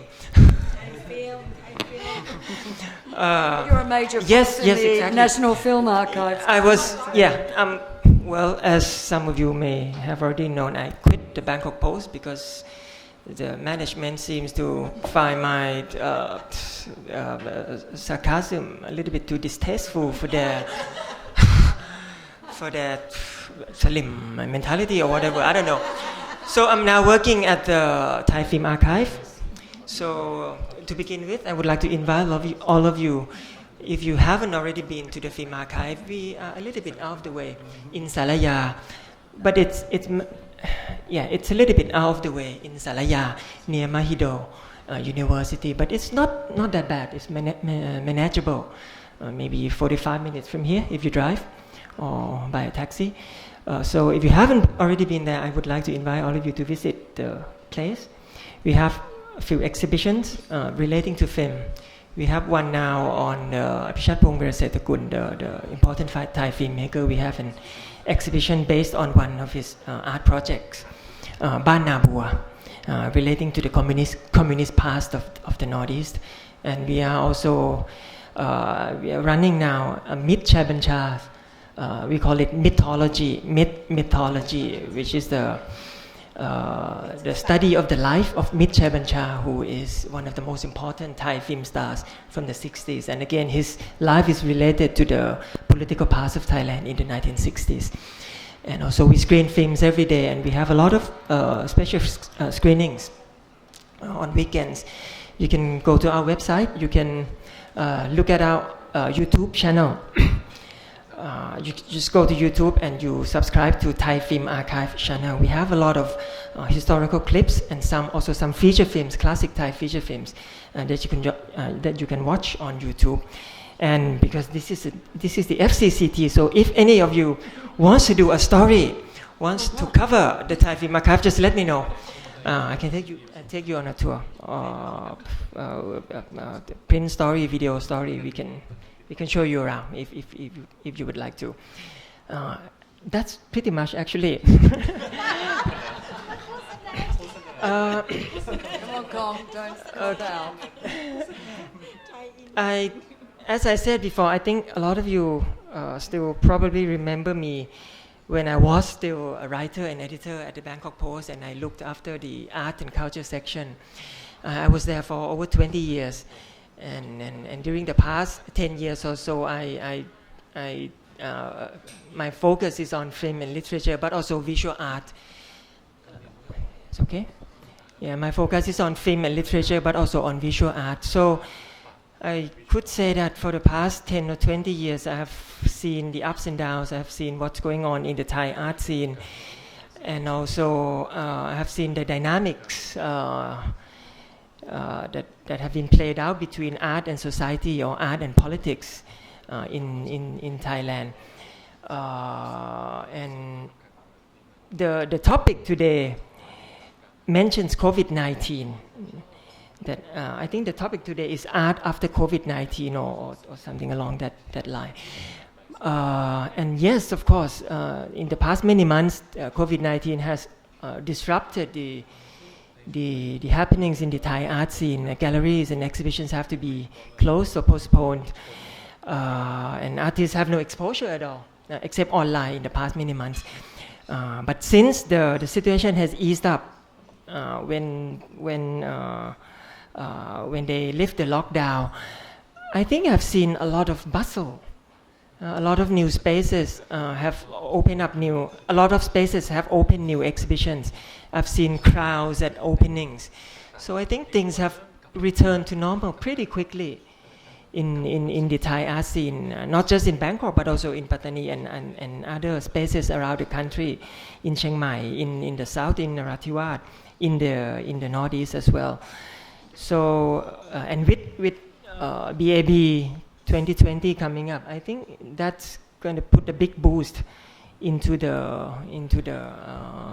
activities of Thai artists.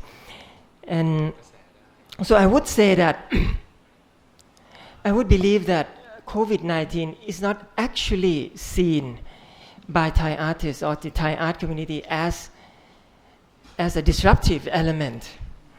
I would say that the force that is influencing, or that has been influencing Thai artists in the past many years, including right now, is the politics. Again, this is what Pichiyap Kritiya has already spoken about. I think the politics of right now, the politics that's playing out, that is playing out on the street. Well, right now, actually, in the past week, in the past month, but I would say that since the coup of 2006 and again the coup d'etat of 2014, I think these two, in my view, are the milestones, are the two thresholds or watershed points that put a lot of spin, put a lot of energy, or put a lot of new inspiration among Thai artists in the past 10 or 15 years. I saw Ajahn Aphinan show the photo of BACC on the day of the crackdown with the water cannons last Friday, and I was reminded of two incidents that I would like to share with you here. Again, because everyone has already spoken about everything else, so I would like to share these two incidents that somehow remained with me. The first incident happened in, I think, 2018 or 17, I'm not sure, at Curtailed Art Space in Narathiwat, Ratchanakarin. Curtailed Art Space and Gallery River. There are a cluster of galleries around there, Narathiwat Soy 22. So one day, soldiers in camouflage outfit visited curtailed art space. And eventually they practically forced an exhibition to cancel. The exhibition, I can't remember the title, but it was by Harit Sikao. Right? There are two exhibitions put together. One is Harit Sikao and one by Thada Heng Sapkun. Thada is one of the artists at BAB as well, the one with the tank. The Ajahn Pinan has shown the picture. So anyway, the soldiers came, and of course, it's just a visit. Of course, this is the lexicon of the military. They just paid a visit, but of course, they forced the artists to stop the show. And the show by Harit is a photographic exhibition showing the red shirt protest and the violence committed against the red shirt protest. I can't remember the name of the title of the exhibition, but well, he had to cancel the show. He had to stop the show. And the show next door by Thada Heng Sapkun, I think Thada was tipped off or something, and he packed up before. So he already cleaned out his exhibition before the soldiers arrived. And Thada's exhibition was also very political. It's about political exiles forced outside the country because they were charged with lèse-majesté law and also other things. They political exiles abroad. So two exhibitions. So both of them had to stop because the soldiers. And what I remember about this incident is because there was a photograph. Someone took a picture when the soldiers were walking around the art space, and they were looking at the exhibit, and it looks like they were. It's hard to tell. Maybe they're appreciating the artwork, maybe they're inspecting the artwork, maybe they are, warning the artist. It's very difficult to tell. But for me, every protest needs an image, and for me, that's the image. That you have a soldier visiting an art space, and that photograph, I sent it to a friend, and the friend made it into a film. The film is Sunset. Sunset is part of 10 Years Thailand project, and it was premiere in Cannes the next year. In Cannes Film Festival, they showed the film the next year, but the film is based on this incident when the soldiers practically stopped the show. That's the one incident. The second incident is related to Janjay Abdullah and Pattani artists. It was told to me by Suhaidi Satta. I think he's one of your Pattani Art Space group, Suhaidi Satta. So he told me, I can't remember when, but he told me about when he was preparing an exhibition, and he was riding his motorcycle in Pattani, and he was stopped at a checkpoint. And if you've been to Pattani, you know that there's a checkpoint. There's a military checkpoint every 1 kilometer or so. So Suhaidi, who's an artist, he was stopped by the military at the checkpoint. And of course, they went through his backpack. And they found, the soldier found a sketchbook. And in the sketchbook, what did he sketch? He's an artist. Suhaidi sketched a lot of guns. I don't know what kind of gun, machine guns or rifles or whatever, because he was preparing for an exhibition. And I think eventually he turned those sketches into an exhibition at Pattani Semasa, which was shown at my EM a few years ago. Anyway, so the soldier found the sketchbook with drawing of guns, a lot of drawings of guns. And what would they expect? What would they think? This is a young man, Thai Malay man, riding a motorcycle with a dubious sketchbook, with a lot of blue prototype of new kind of homemade guns in his backpack. So I couldn't remember how he convinced the soldier to let him go. He called Abdullah. Okay. So. เขาโดนจับปุ๊บเขาก็โทรผมกำลังคุมสอบในมหาวิทยาลัยอยู่แล้วเขาก็โทรหาผมช่วยดีโทรหาหลายครั้งมากเลยแล้วผมก็เปิดตกใจมากก็เลยรีบออกจากห้องทำผิดกฎเพราะว่ามันต้องคุมสอบไม่สามารถเราออกจากห้องสอบได้ผมก็ทำผิดกฎก็เลยต้องออกมาเซฟลูกศิษย์ผมก่อนก็เลยไปต่อรองพูดคุยรายละเอียดก็กว่าจะ ได้มาก็พอสมควร The student actually, when he was in trouble, he called me, and I was running an exam at the university. So actually, the protocol said that the instructor couldn't leave the room during the exam, but I left the room. So I broke that protocol to save another student. So it was a long negotiation until they let him go. Yeah. So anyway, Suhaidi Sattha was released from the checkpoint with the help of Ajahn Jeb Abdullah. So he wasn't taken to Inkayut camp, and, you know, that Guantanamo in the south, whatever. So he was spared that ordeal with the help of Kun Jeb Abdullah.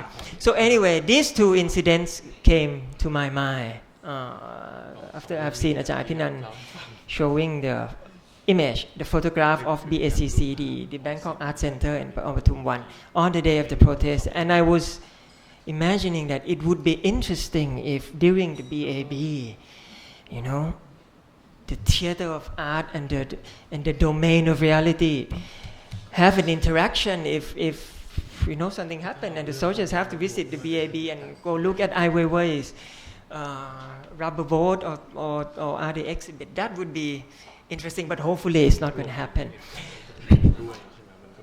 What I was reminded of these two incidents, but actually there are so many other incidents when artists were intimidated or threatened or visited by the authorities, especially after the last two coup d'etat, but especially after the latest one, the 2014. Performance artists saw soldiers sitting in the audience, you know, recording everything. It happened. It was in the news. There were theater performers who were jailed and charged, right, with less majesty. It happened before. And of course, the visual artists that I just mentioned in the south and in Bangkok as well. And I thought about this because I was reminded of a saying that, and Bichep was speaking about it a little bit as well, that art is supposed to be a safe zone, or as Ajahn Apinan and his and BAB, art is one of the escape routes. So art is supposed to be safe. Art is supposed to be an escape because the practice of art exists outside the normal circumstances of life. If you're an artist, you can do weird thing, you can do absurd thing, you can do provocative thing, you can do subversive thing, and you're supposed to be safe because it is art, right? You make a film and you're supposed to be safe. You make a painting and you're supposed to be safe because it is art, and art is supposed to be a safe zone. But in many places around the world, including in Thailand, that's not the case, because art is not a safe zone. Art is not somewhere you can always run to, either the artist and the participants. And that's because, I think because the practice of art in Thailand for a long, long time has been conditioned by the conservative mindset, either due to the history of art education in Thailand, Silapakon University and all those things, or because of the general conservative mindset of the society. And I would say that the last two coup d'etat have put a big change, have created a big change when a lot of artists started to break free. Well, it happened before the two coup d'etat, but it became apparent after the last two coups that a younger generation of artists have, as PGF said again, to show us that there is a war, there is a clash going on, there's a battle between artists who want to go forward and artists who want to preserve the past, artists who want to take up a progressive view of society and of art itself, and artists who still want to maintain the traditional way of looking at art or thinking about art. Art that serve the establishment and art that asks question to the establishment. I think that's the battle or the clash or the tug of war. PGF used the word tug of war that is going on in the art world in Thailand, in the art scene in Thailand right now. Ajahn J. Abdullah just said that with his formation of Pattani Art Space, with BAB of Ajahn Aphinan, they talk about how art might be able to change what's going on in society, how art can improve what's going on in society. And a lot of people ask me, is it possible? I'm sure every one of us here has been asked that question. Is it possible that art or film or literature or painting can change society or improve a society?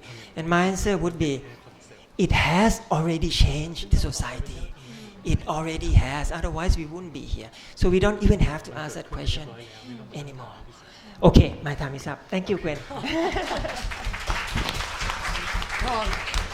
Thank you very much for some very stimulating and interesting thoughts. Particularly, I think there are mixed signals in what you say about generational divide. You're saying on one hand, there is a generational divide in the art community where younger, more progressive artists are sort of, taking it, actually there's a rift. On the other hand, you're saying art per se can change society. So, and also, as we saw on the film, there's a lot of older artists who are, particularly in Patani, who are kind of, so it's not necessarily maybe a generational old-young thing. I don't know. I'd be interested if others have views on. I thought your thoughts were very thought-provoking, actually. Kwitiya, you're looking very pensive there. Do you want to say anything? Or Apinan, would you like to say anything? Okay, I knew you would want to say something. This is the Gong Riddi that I missed. I told him that, Gong, I really miss your articles in the Bangkok Post. I think he's been very quiet. But clearly lately. the Bangkok Post doesn't miss his articles in the Bangkok Post. So that's why I kind of push him that you guys should really create your own newspaper online. I want to see that. There were so many things kind of like... it's really thought-provoking, and the point that Gong brought it up, actually it has been discussed and it has been written about that, since the 80s or even in the 70s, because the ideas of the arts, it's really in the dilemma, we in the 60s and the 70s. When the art for art's sake, and art for life, there has been kind of battles for ages. And I think it's kind of like intensified lately, that we saw what is happening at Silpakorn University. On the streets? Yeah. No, actually it was even before the coup d'etat. And what happened on the street, during the art lanes, and we were like make fun of this, now the Silpakorn University has been waking up, but sorry that I have to say that they woke up on the wrong side of the bed, up until now, they're still sleeping. And this is a great metaphor, if you see Apichatpong Weerasetakul films, he always filmed people like sleeping, soldiers sleeping. Now you got it right. I don't have to explain about Apichatpong, and if anyone complained that you don't understand Apichatpong's work, go back again and look at that films of the sleeping people. And I think now he have to make another films of people's awaken people, especially younger generations, right? So maybe we have to go back to look at the films by Louis Buñuel's, right? Siang Andalus, the one that you've like awakened and then your eyes were cut by a sharp knife. I think this is what's happening with the younger generations. But I would say that it's not really about generation gaps, because a lot of people from my generation, a lot of us already awakened. And a lot of younger generations than me, they're still sleeping. And I don't know what kind of pills that we have to use, how many lives that we have to sacrifice on the street that will wake people up. That's very sharp commentary. Abhinand, do you have any thoughts on that? Oh, sorry, she hasn't finished yet. One more. And the other ideas about the arts is like the emergence of like the other side of the artist that who's trying to critique and ask questions of the establishment is I saw the movement of the art, the aesthetic of the resistance, which Tanom, he's trying to kind of bring these ideas on, and a lot of younger generation of artists and a little bit older generations, who's kind of pro-democratic side, they work very closely with the students' movement. And it also had kind of translated in the other area, outside of Bangkok. So I think in the last 10 years, we saw a lot of kind of decentralized Bangkok art scene happening in the northeast part of Thailand, in the north, and also in the deep south. I think this is very, very interesting, and it's really gives that a more healthier art ecologies in Thailand. And that's for me, I want to see more like what you say, and Sure. It's not only the deep south but everywhere. I think you could say there are several dividing lines, right? Like there's some people feel it's an age thing, like generational. Others, there's a regional Bangkok divide.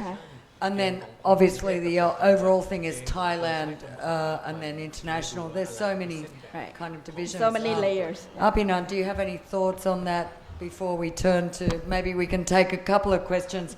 We started late, so we ideally will end in about 20 minutes. Okay. Very, very stimulating. Gong, thank you very much. Can you speak closer to the civic acts, civic acts that people are creating in the times of chaos right now, I think is very, very exciting, and it would lead to many multifaceted.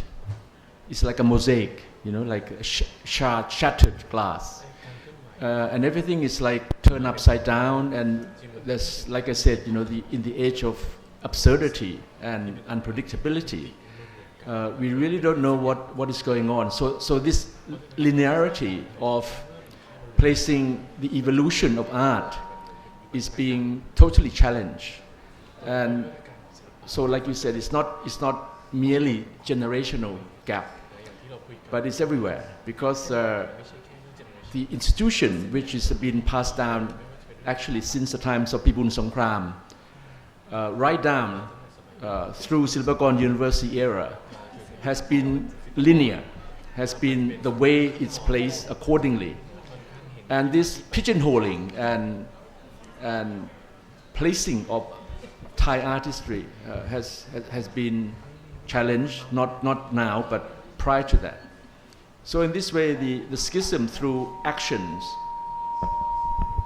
and anti-aesthetics have been ongoing.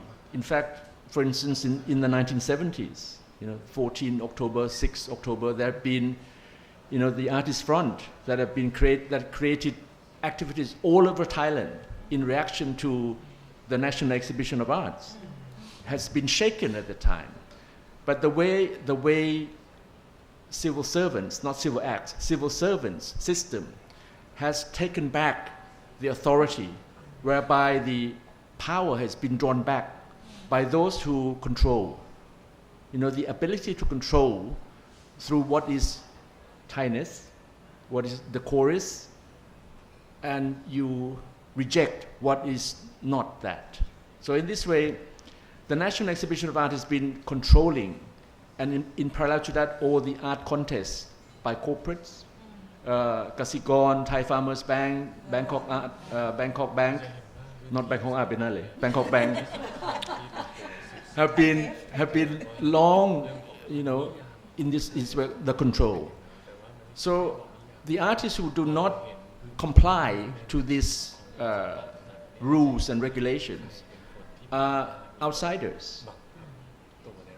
I for one was an outsider, and I for one did Blue Laughter. You did what? So Drew laughter. Blue Laughter. So Amy Bottom Blue should. What's blue laughter, sir? What was blue laughter? Blue Laughter was performance video art action that I did when I was an artist. In the prehistoric age. Okay, thank you. Yeah.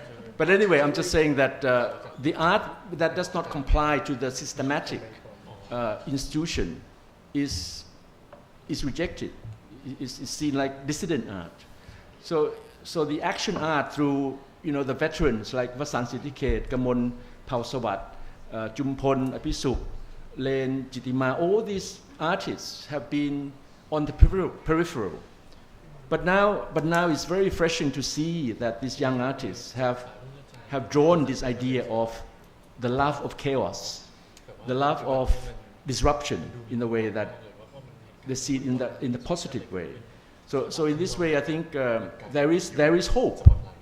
But if the hope is there, it means that the reflection is reflected on those who still hold the authority, i.e. Ministry of Culture. So there's a lot of challenging with the Ministry of Education.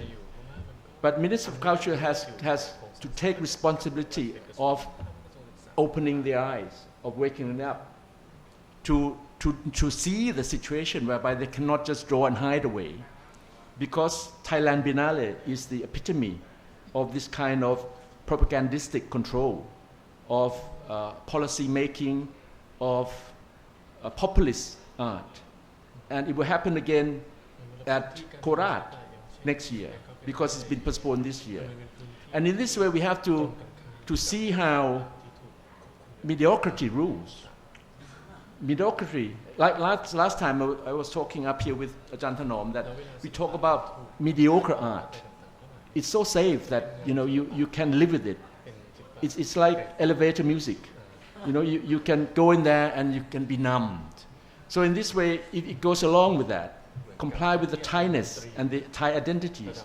There are many safe zones, but now it's not so safe to be in those zones.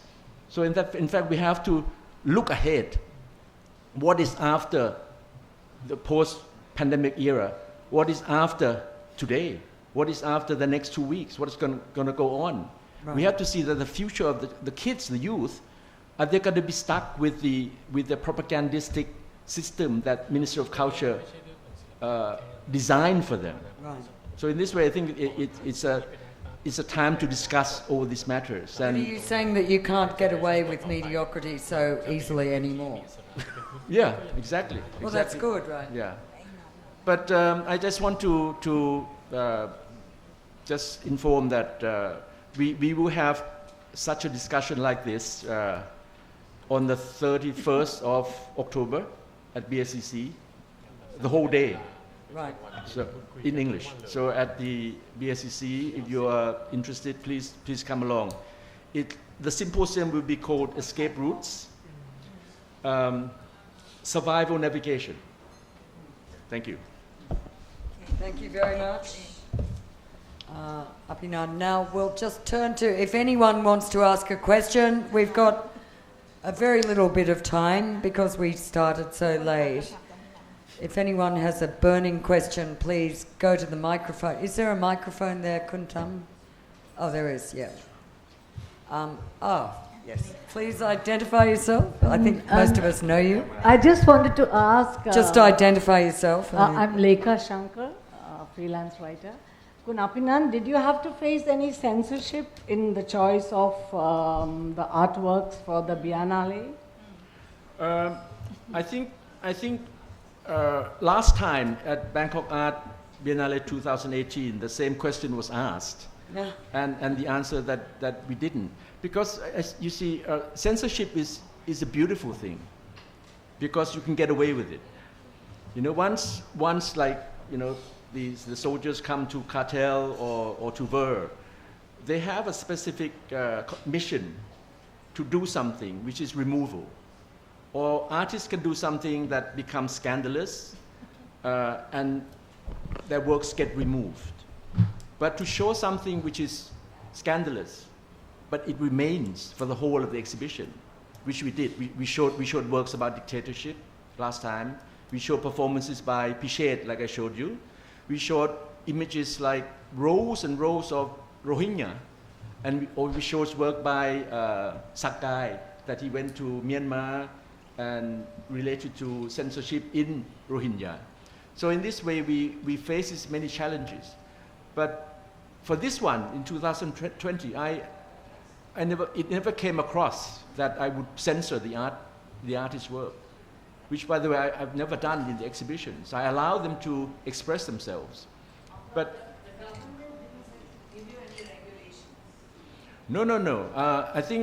I think we thank you for asking, because it's a good opportunity to explain, because some people have misunderstood that Bangkok Art Biennale is government, which is not. You know, it's 95% corporate sponsorship. We just got some support from the Ministry of Tourism and TAT, the Thailand Authority of Tourism, for promotion. But most of the budget and funding come from corporate. And we have our own curatorial team, and the government have nothing to infringe or come to see what we are selecting. So it's been quite you know, a challenge. But Leka, there's always a but, you know. So we had to deal with some obstacles regarding Ai Weiwei, the Chinese artist. But official ones, like they didn't want to let him in, or Chinese ones? Well, I let you decide. Oh, thank you. But I just want to assure you that we will definitely show Ai Weiwei's gigantic work this coming Thursday. Right. Thank you very much. Anyone else have any thoughts? Yes, Khong. Let me add just a little bit, because I think we've talked about this before, Ajay Pinan, that what is happening right now in the world and in Thailand is much more forceful, much more shattering than any artworks I've come across recently. So what's the point of censor a piece of installation art or video art when you look out at the street yesterday or the days before, and it's much more, you know, stronger, more real, more disruptive, more subversive. Yeah. This is the article that you wrote about me, by the way. We had this conversation whereby, you know, censorship in art is so mild. When you see outside, it's like the reality is so frightening. Not just for kids, but for adults. So in this way, what does art do? Like I said, I emphasize that art should be a platform whereby people come and talk and debate, the safe area where we can discuss about it, and people have to accept that, okay, artists are crazy. They can do anything they like, but really the world is crazier. Very good line.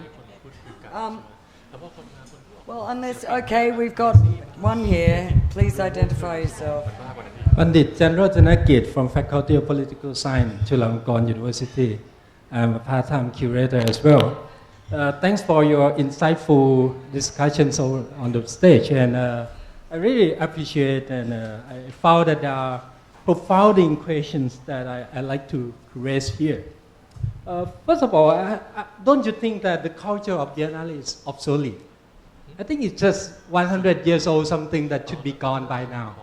Sorry, would you just repeat that? First of all, what? Don't you think that the culture of Biennale is quite obsolete? The culture of Biennale? It should be gone by now. It's more than 100 years old, and you keep repeating the same group of artists coming back and forth around the world using public money, using sponsor money, okay, come back and forth. That's a fair point. This is the first one, right? And I've been listening, and I expect that I want to see what is the future of this country hosting by contemporary Thai art. I'm kind of disappointed to see that you mentioned there would be no censorship, but first of all, you chose some artists that really comply with the government. right? In the most recent year, the number of artists we can cite back, the name, the group, the same group of people, and then we have never seen the new faces. And if you go to the site on the street of Bangkok, you see new kind of art emerging. You see, young artists who try so hard to make ends meet. And sometimes they've been caught by the government officials, right? And how dare you? I like to ask this question to Ajahn Abhinan. And also... Oh, well, come on, one more then. Okay. 3, fair enough, okay. Okay. One more. Just something, you mentioned something nice about safe zone to discuss, the monarchy, the call for monarchy reforms, and also the constitution amendments. But I found that in your project, it's nice and beautiful, made, of course, by great sponsorship of big company, and you allow to criticize globalization and world peace. But of course, not this country. Thank you. Wow, well. Abhinan. Over to you. Thank you, Ajahn Piak. It's a long time that we haven't seen each other. Yeah. So your performance is, as usual, is invigorating. But why are you here? Because your interest. The theme is about Biennale. You're here and you're part of it. Thank you very much. So, of course, your interest. I'm sorry? I know you're not. I know that. But you see, you're here because of your interest about the art world. Even though you're in political science, your idea and your love of art since the 90s, when you went around with Navin and Rikrit to Vienna and all these activities, your love of art is there. Even though you want to do performance as an outrageous scholar, but really you're part of it. You're part of the art world.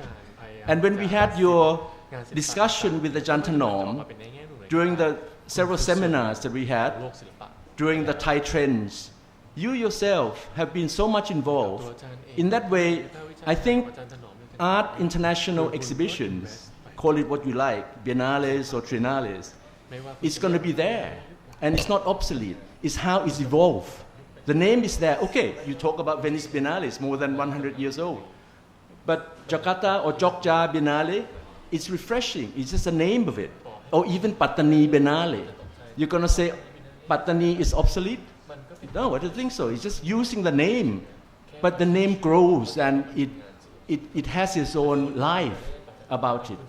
So in this way, I think it's refreshing to see your counter hegemonic views, to be outrageous, to be a performer. But this is your usual stunt. I've seen it so many times. Thank you.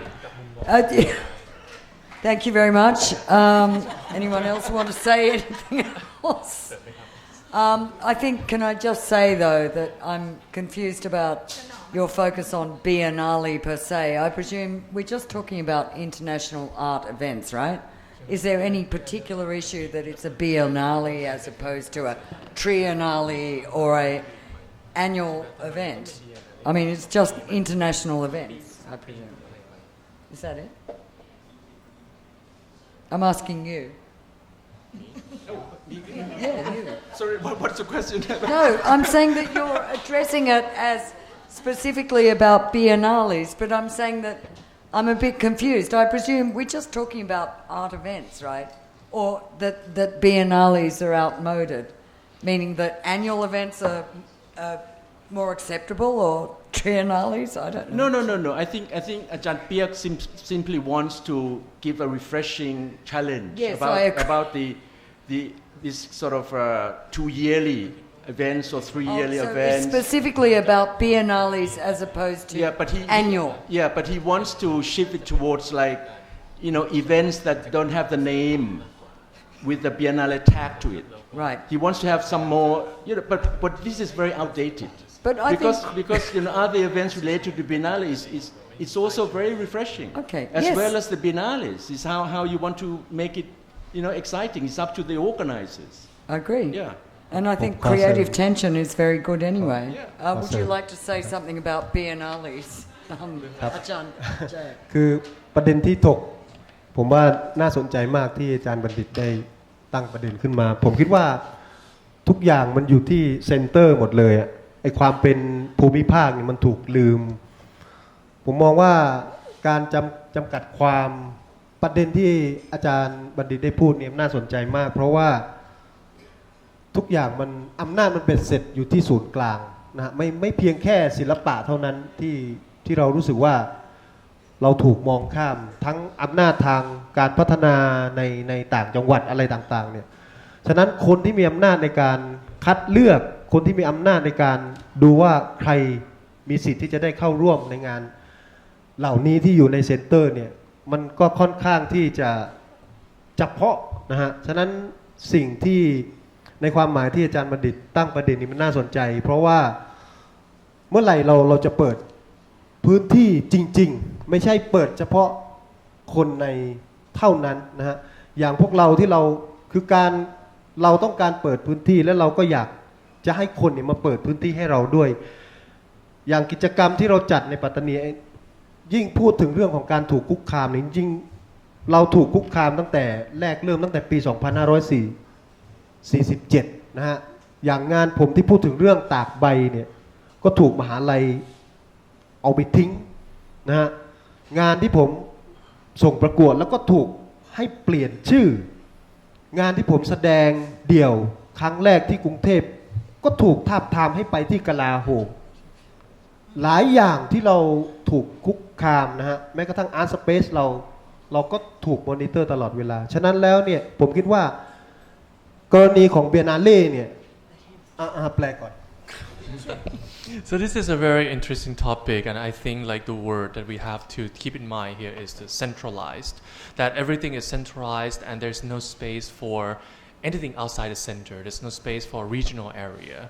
So the point that Jan Bandit raised is that the complete authority is also centralized not only in the art but also other areas as well. For example, development and other things. So people who have the authority to screen other people to participate in this centralized space or art event to begin with should be brought into question and start a discussion. So the real actual question is, when are we going to open space for people who are not insiders to begin with?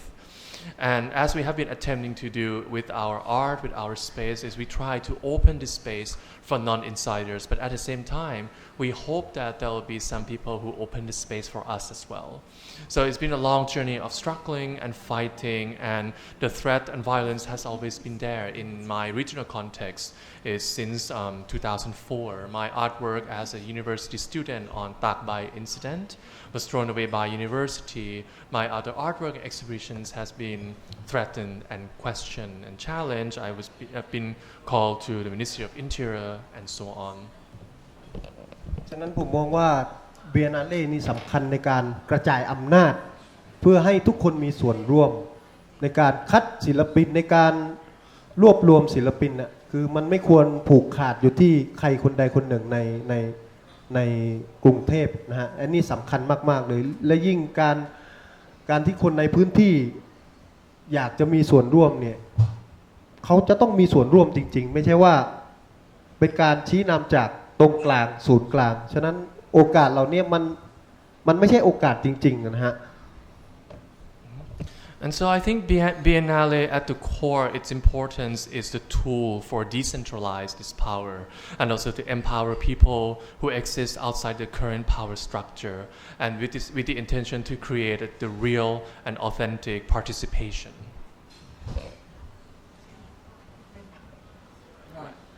Okay, thank you very much. I think maybe one more, Tanom. Okay, come on. Here's another very combative questioner. Be polite. So I think this is one of the last questions because it's 9:45. My name is Tanom Chapakdi, artist labor of cultural worker working in Northeast.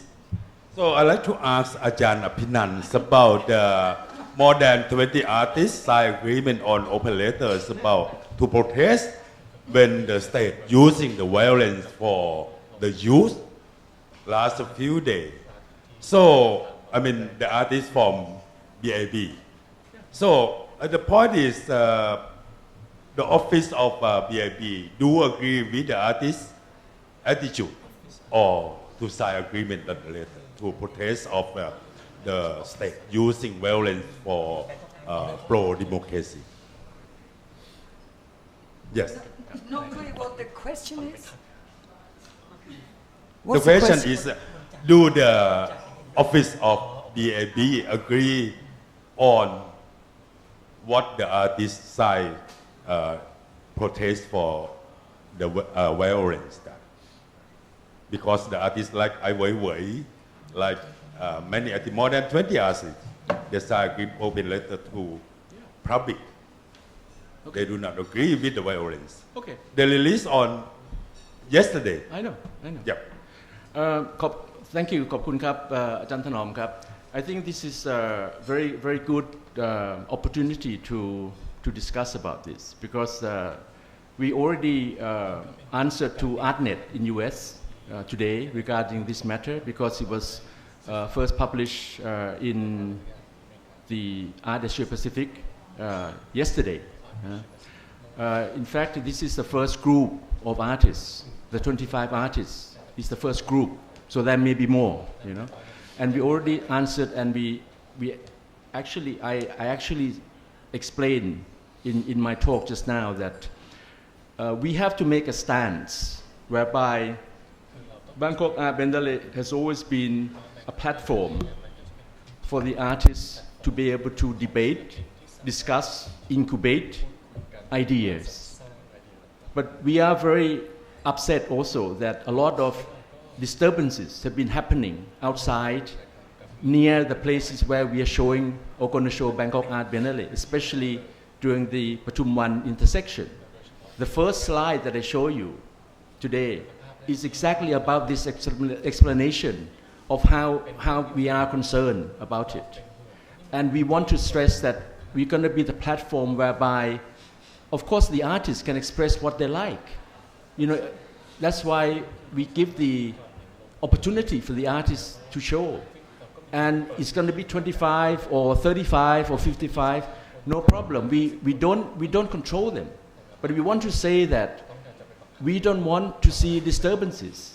We don't want to see the crackdown, like previously of burning of Bangkok in 2010 or previously.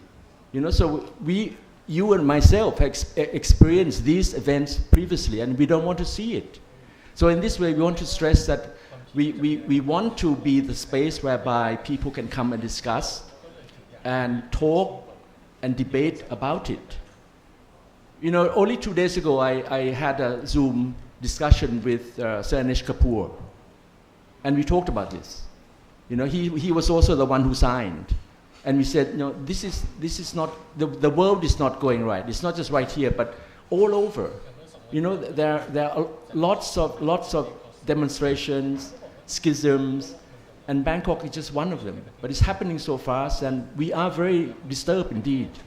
So in this way, we allow the artists to, you know, to express themselves. We're not going to say, oh, don't do this, don't do that. No, on the contrary. That's why I said on Saturday the 31st, at the symposium, where you would be doing your book promotion at Jim Thompson, in the morning, you should come and join us, and we can discuss about this. So the whole day, we can give the debate, the platform, and we can have more and more debate, because we have 3 months at BSCC, and this is the opportunity where we want to get some space, because there's no space now. Is the OCAC, Office of Contemporary Art and Culture, they're going to organize that for the people and artists and the young people to come and debate? No, they're not going to do that. So this is, and also I think BSCC want to do it. So in this way, I think we must create the arena for free speech and for people to express. Right. Not on the streets, but come and talk together, like now, like this platform. It's really great. Thank you. Well, thank you very much. And I think on that note, and please note everyone, if you're interested in these kind of issues, as you said, Jim Thompson on Saturday, and Bangkok Art Biennale launching next week. And you saw some of these events, installations and things that are already up. So there's plenty going on, and obviously Khonkhaen's manifesto in December and other events in November. So I think there's lots of chance for more dialogue, and I'd just like to really thank these panellists because I think it was an extremely interesting discussion. It will be on Facebook, the video, if you are a masochist and want to see it again. And thank you also for our video man Kuntam over there, who's gone way over time here to relay this because we started late. And thank you to our audience who stayed this time, and also to Kunkesaya over there who made the Patani art exhibition possible, and to Ajahn Jay for driving up here with his artists, all of you, and thank you very much. Go and see the Bangkok Art Biennale and keep an eye on further events that we have organised for the FCCT in coming months. Thank you. Thank you.